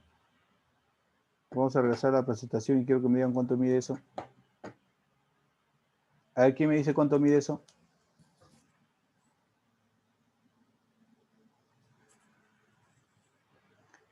Nadie dice nada. ¿Cuánto mediría, por favor, esa dimensión? Ya hemos visto que 9,5 que está acá, aquí está, 9,5 es el ancho considerando las rejillas, ¿no? O sea, como tiene 206 rejillas, le he añadido a eso y más o menos sale 9,5 metros, ya lo he colocado en planta. Ahora quiero saber cuánto sería la longitud que voy a colocar en esta figura. ¿Cuánto sería esta longitud, no? ¿Cuánto es la longitud, por favor, indíqueme? 0,55. 0,55. ¿Alguien más? ¿Todos de acuerdo que 0,55? 0.28, ingeniero. Vamos a ver ya. ¿Alguien más?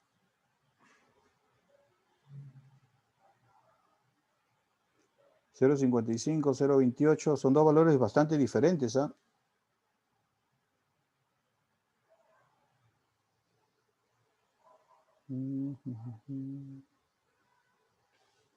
¿Algún valor más? Su compañero sacó 0.28, no se parece en nada a 0.55, casi la mitad. 0,55. 0.55. Ya. Muy bien. Vamos a completar acá y me sale más o menos 0.48. Recuerden ustedes que la rejilla es así.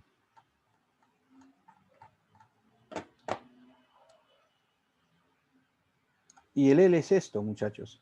Y si yo estoy haciendo la proyección en planta, lo que estoy viendo es esto. ¿De qué estoy viendo? Estoy viendo 0.55 por el coseno de beta. Me parece que beta era 30 grados.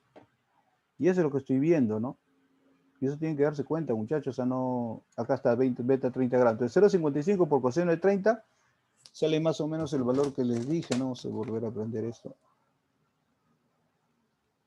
0.48 más o menos. 0.47, 0.48. Entonces aquí es 0.48, ¿de acuerdo?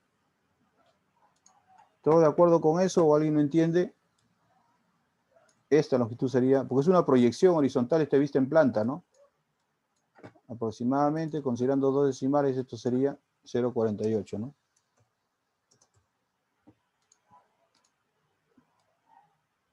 Ya tenemos las dimensiones, ¿no? 9,5 metros, 0,48, vista en planta, ya sabemos que inclinada en la dirección inclinada es 0,55, pero la proyección es 0,48, ¿no? Y eso es lo que se verían, así verían ustedes la Ugatoma tirolesa, ¿no? Y en esta zona tendría que ser una estructura de concreto para que el agua pase, ¿no? Como vieron en el video, ¿no? En el video ustedes vieron cómo el agua había, bueno, en el caso del video la rejilla estaba en el centro, pero a ambos lados había una estructura de concreto que permitía que el agua pasara, ¿no? Igual acá, ¿no? Estamos cerrando el cauce. Entonces acá debe haber una estructura de concreto que va a hacer que si el agua viene por toda esta zona, vaya y siga su recorrido, ¿no? O sea, para que siga con la pendiente que debe tener acá, que es una zona más calmada, ¿no? ¿Alguna pregunta? Hasta el tema que llegamos ahora, que es esta clase de hoy, hasta ahí va a ser el examen parcial, muchachos. O sea, ya está prácticamente viendo que es casi un 99% seguro que va a venir una pregunta de este tema, ¿no? Así que se supone que deben tenerlo bien claro, muchachos. Si no lo tienen bien claro, va a demorar un poco más en resolver el problema, ¿no? A ver, dice 0.55, era así. Vamos a la segunda parte, ¿no? Verificación del ingreso máximo del agua, ¿no? Ya el diseño ha sido así. Este es el diseño final, ¿de acuerdo? Así quedó el diseño. Pero ahora me dicen, ¿qué va a pasar en esa estructura cuando el caudal que transporte el río sea de 20 metros cúbicos por segundo, ¿no? En esas condiciones, ¿cuánto va a pasar por aquí de agua, no? Ya sabemos que por diseño es 300 litros, ¿no? Pero en estas condiciones, este caudal de avenida se ha calculado. Ustedes saben que en hidrología calculan para el diseño de las obras de protección o de masías o de rebose, inclusive para los bordes libres, siempre necesitan ustedes el caudal de avenida, ¿no? Entonces, con este caudal de avenidas, ustedes van a, en este caso particular, van a determinar en estas condiciones cuánto entraría como máximo aquí, ¿no? ¿Por qué es importante que ustedes calculen ese caudal? Porque ustedes saben que aguas abajo de este canal, porque este canal va a seguir por aquí, como lo han visto en el video, va a llevar el agua hacia otro lugar.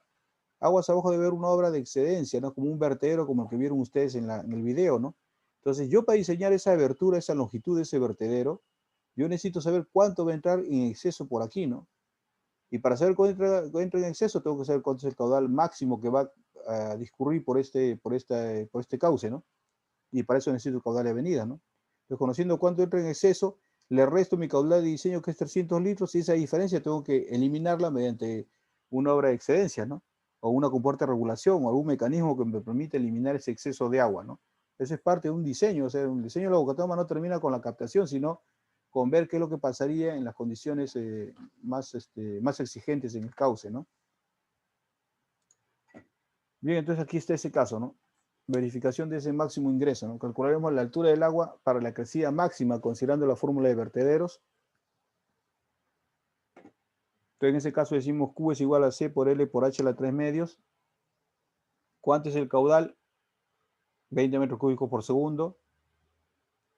C, ¿cuánto es? Estamos considerando 1,8. ¿Por qué estamos considerando eso? Porque estamos considerando que es un vertedero de este tipo, ¿no? Es un vertedero de este tipo. Debido a esta longitud, como es bastante grande, no podríamos decir que es un vertedero de cresta gruesa, ¿no? Es un vertedero intermedio, ¿no? Entonces, en esos casos, el C más o menos está en 1,8, ¿no? Entonces, el agua viene por aquí, pasa por este muro e ingresa a esta zona, ¿no? Entonces, estamos considerando que el vertedero funciona en esta zona de aquí, ¿no? En esta zona de aquí está funcionando esto como vertedero, ¿de acuerdo? El agua pasa como vertedero en esa zona, ¿no? Entonces, aquí donde está planteando, debido a esta zona de aquí que está planteando esa ecuación, ¿no? El caudal que va a pasar por esa sección va a ser igual a C por L por H a la 3 medios, donde el caudal es 20, el C es 1,8. La longitud total del cauce, ¿cuánto es? 30 metros, ya lo explicamos, fue dato del problema. ¿Y cuánto va a ser la altura H que se eleva el nivel del agua? Este H aquí sería el H, se referiría al E mínimo, ¿no? O sea, lo que le llamamos en el diseño el E mínimo, ahora vamos a calcularlo como H, ¿no? Que va a ser el H máximo que se va a elevar el agua para pasar por esta sección de aquí, ¿no? ¿De acuerdo? Entonces, es el H que estamos calculando, y acá está, ¿no? Despejando de esta expresión, el H me sale 0,516. Conociendo el valor de H, ¿cómo determino el tirante crítico? Ya hemos visto, ¿no? El E mínimo es 3 medios del tirante crítico, en este caso el E mínimo es 0,516. Despejo entonces que el H crítico va a ser 0,344, ¿no? Si ya tengo el H crítico, ¿cómo calculo el H para entrarle en la fórmula? Ya sé la relación, ¿no? El caso C no va a variar porque tengo función de beta, ¿no? Y beta ya sabemos que es 30 grados, ¿no? Conozco el H crítico que es 0,344, multiplico esos valores y el H me saldría 0,262, ¿no? Entonces, con este valor de H, ahora sí ingreso en esta ecuación, coloco todos mis datos y aquí sí mi incógnita sí es el caudal, ¿no? Porque el C lo conozco, el mu lo conozco, el B también lo conozco, porque ya está diseñada la rejilla, está allí, ¿no? El valor de L también lo conozco, ¿no? ¿Qué me faltaba definir? El valor de H, ¿no? Para esas condiciones que me ha salido 0,262 y aquí está, ¿no? Reemplazando valores me sale 0,840 metros cúbicos por segundo, ¿no? Casi el triple del caudal de diseño, ¿no?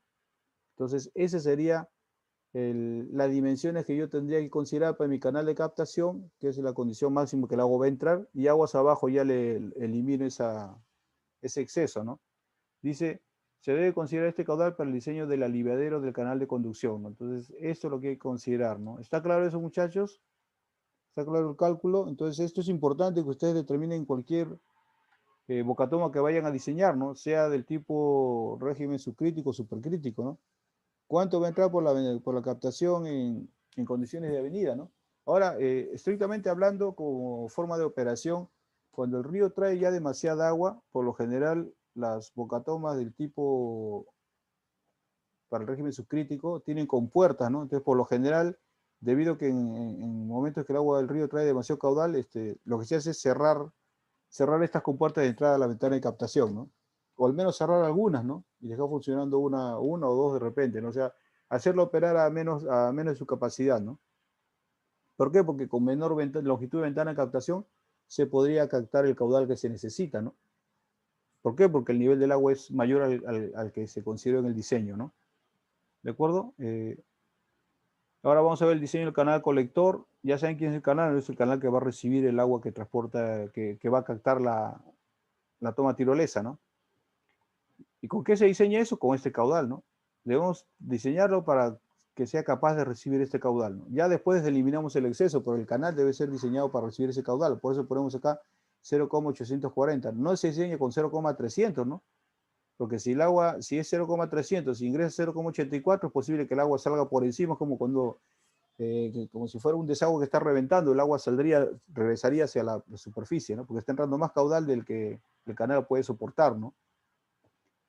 Por ese motivo se considera este caudal en el diseño, ¿no? Consideramos, dice, que el canal tendrá 3% de pendiente, será de sección rectangular de concreto ciclópeo con una rugosidad igual a 0,020, considerando la alta turbulencia del flujo, y el ingreso de material grueso, dice, ¿no?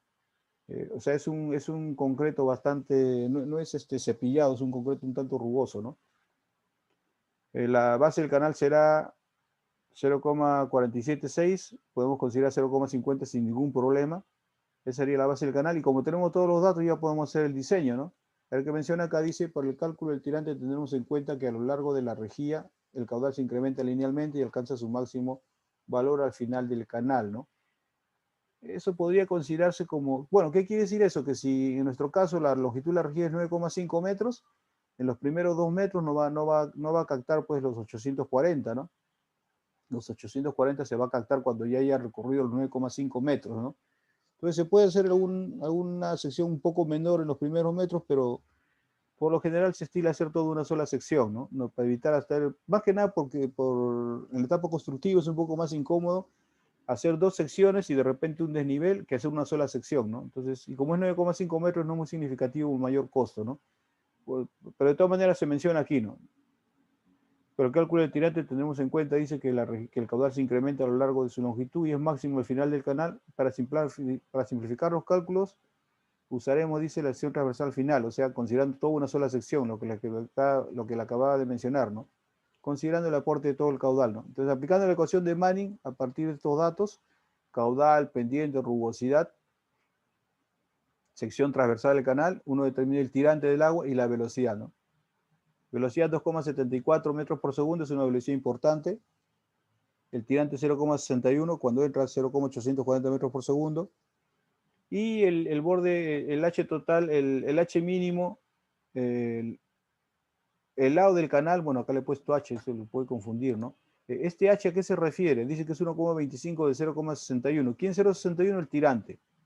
0,61 es el tirante, ¿de acuerdo? Es 1,25 por 0,61 sale 0,80. ¿A quién se refiere este lado? Recuerden que esto estaba considerado como borde libre, ¿no? El 1,25 considera el borde libre, ¿no? Vamos a ver si en este Jamboard aparece, que se puede, ya, esto, ¿no?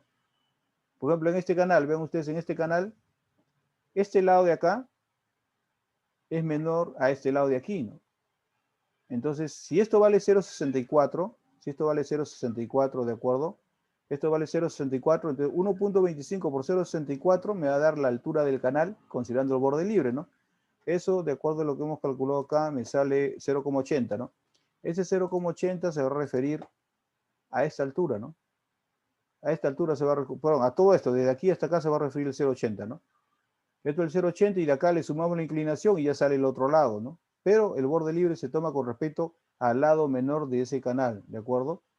Entonces, esto sería el 0,80, o sea, 1,25 del tirante, ¿no? ¿Está claro, muchachos?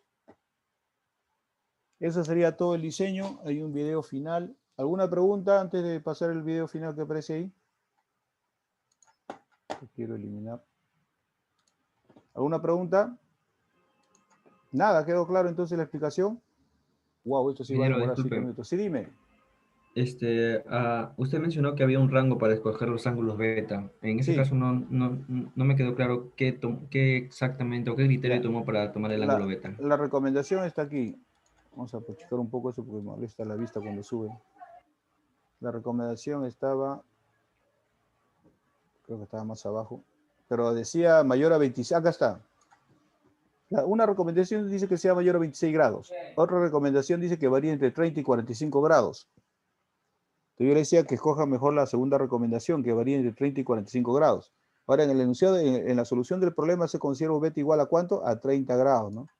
Ustedes pudieron haber considerado otro valor, ¿no? Entre 32, 34, no sé. Pero debe estar entre 30 y 45 grados, ¿no? Ese fue el criterio para escoger el ángulo beta, ¿no? ¿Alguna otra consulta? Bien, voy a pasar lista, muchachos, me está olvidando de pasar lista. Acá tengo, bueno, a todos le pongo asistencia, al que no conteste le voy quitando la asistencia, ¿no? A ver, atienden la lista, por favor.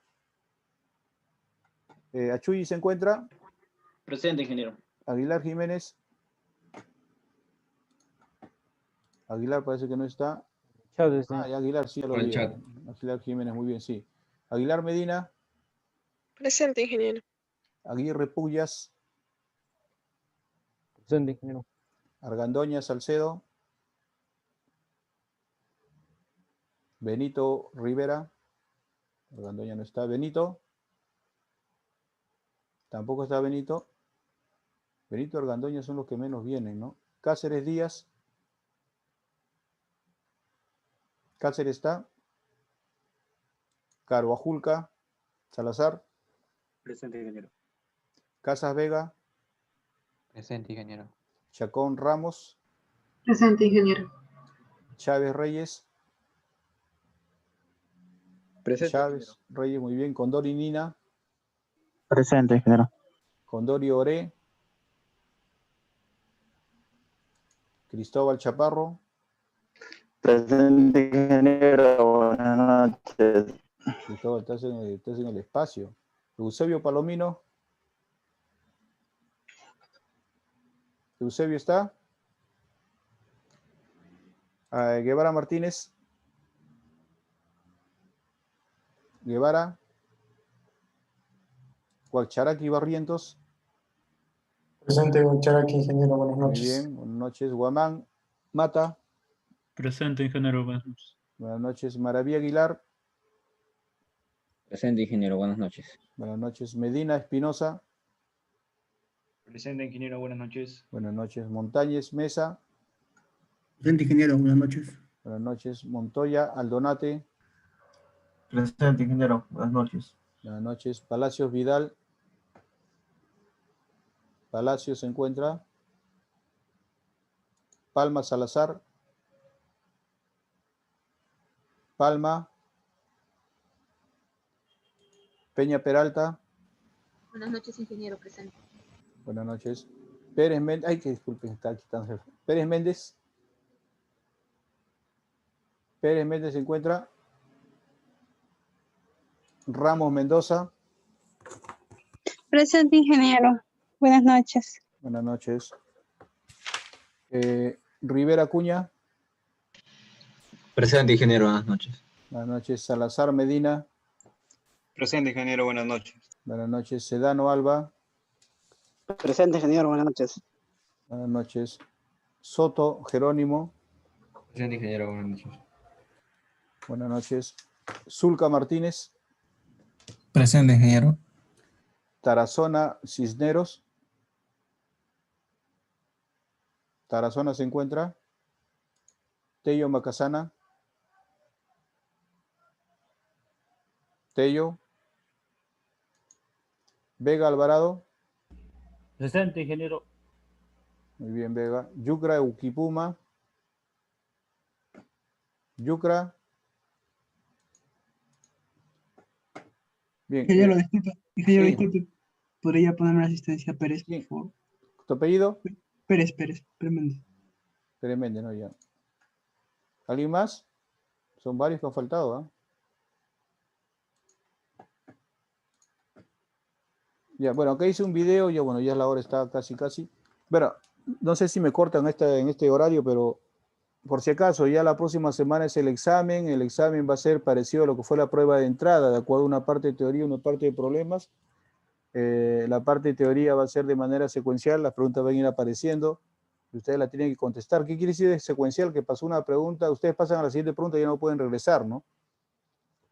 Y la parte de problemas, también como fue en la prueba de entrada, ustedes la van a desarrollar, la van a subir a PDF y me suben la solución, ¿ok?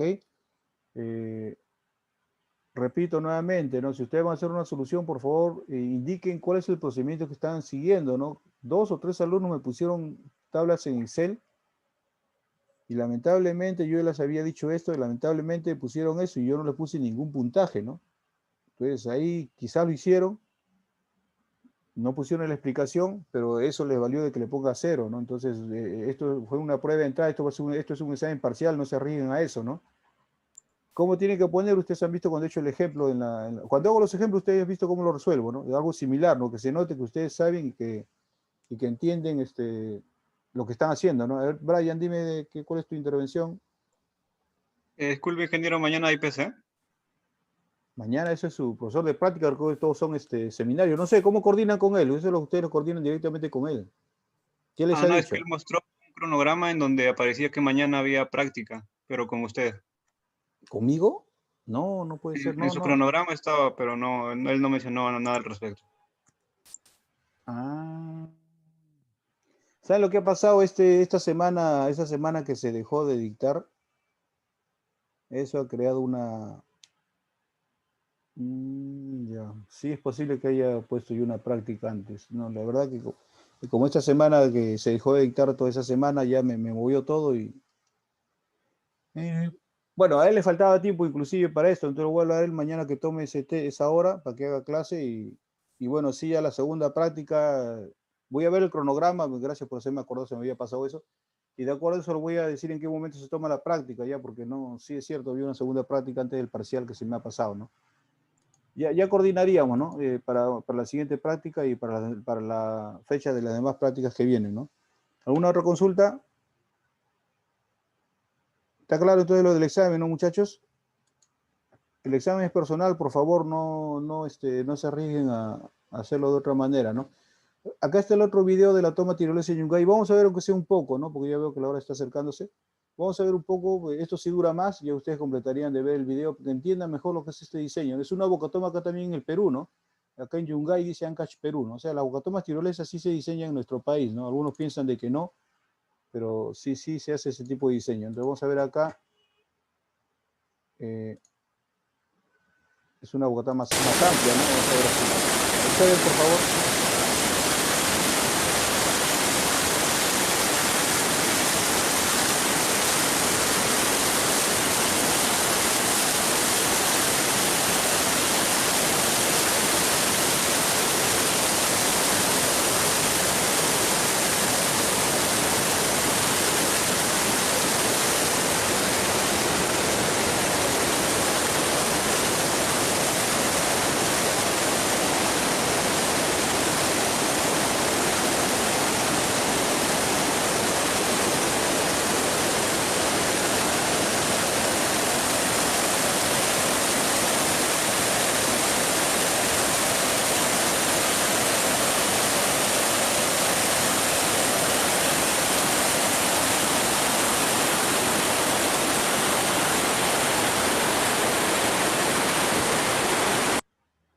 Acá veo que no hablan, voy a bajar un poco el sonido para en todo caso explicarles un poco.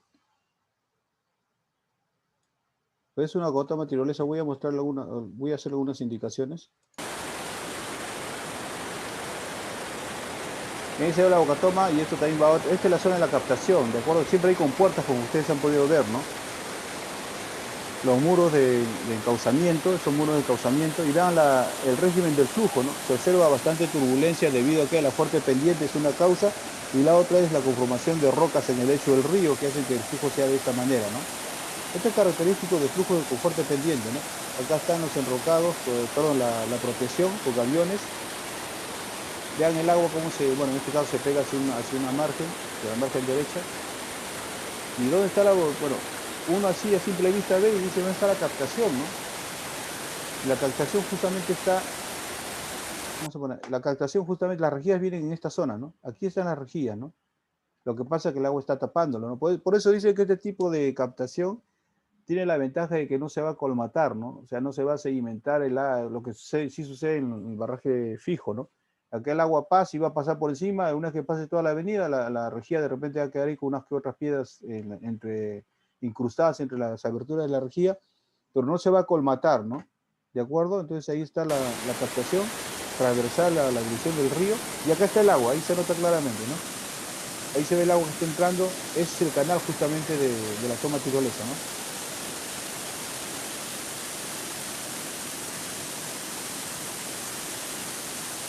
Y al igual que en el caso anterior hay compuertas ahí que sirven más que nada para direccionar el agua hacia diferentes lugares, ¿no? Ahí está el canal y vean la velocidad con que el agua sale en ese canal, o sea, hay una velocidad bastante fuerte, ¿no? Que es justamente característica de ese canal de conducción, ¿no? El canal que recibe las aguas de esta captación, ¿no? ¿De acuerdo, muchachos? Bueno, ahí nomás lo dejamos. Que ustedes pueden continuar viendo el video, por eso sin dar la explicación lo que habíamos visto, ¿no?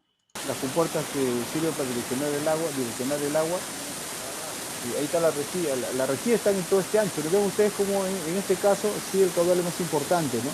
Es mayor a lo que vimos en el caso del primer video, ¿no? Casi el caudal de captación es mayor, porque vean toda esta estructura, ¿no? Un río con una pendiente, la pendiente comparando al primer video es menor, ¿no? El otro sí tiene una fuerte pendiente, ¿no? Es una pendiente bastante alta. En este caso la pendiente es menor, pero sí es suficiente como para que se pueda realizar ahí un diseño de una bocatoma tirolesa, ¿no? Bien, muchachos, alguna consulta, detenemos esto. Si ustedes gustan pueden mirarlo ya, está subido este video en el aula virtual, pueden verlo ya con más calma. ¿Tiene alguna pregunta? Entonces conmigo hasta ahora lo voy a escribir a su jefe de práctica para que mañana haga su seminario que quería recuperar. Y conmigo sería hasta el día del examen, ¿no? Que es el próximo miércoles de 4 a 6. Cualquier indicación se los haría saber en todo caso por el WhatsApp del curso. Y si ustedes tuvieran, a ver, qué tiempo para cada parte del examen. La situación va a ser similar como en la prueba de entrada, ¿ya? Para la prueba, la parte de teoría de 20 a 25 minutos y para la parte de problemas creo que fueron 50 minutos, ¿no? Algo así va a ser la distribución del tiempo, ¿no? ¿Alguna otra consulta, muchachos? Bien, entonces, por si acaso, todas las clases que estoy haciendo lo estoy subiendo al Drive, ¿no? Supongo que todos tienen acceso, y yo apenas termine la clase, inmediatamente subo la clase al Drive para que ustedes puedan revisarlo cuando deseen, ¿no? Para que no tengan dificultades. Bien, muchachos, entonces ya conmigo hasta el día del examen. Si no hay ninguna pregunta, la clase quedó aquí. Nos vemos entonces, muchachos. Buenas noches a todos. Hasta luego.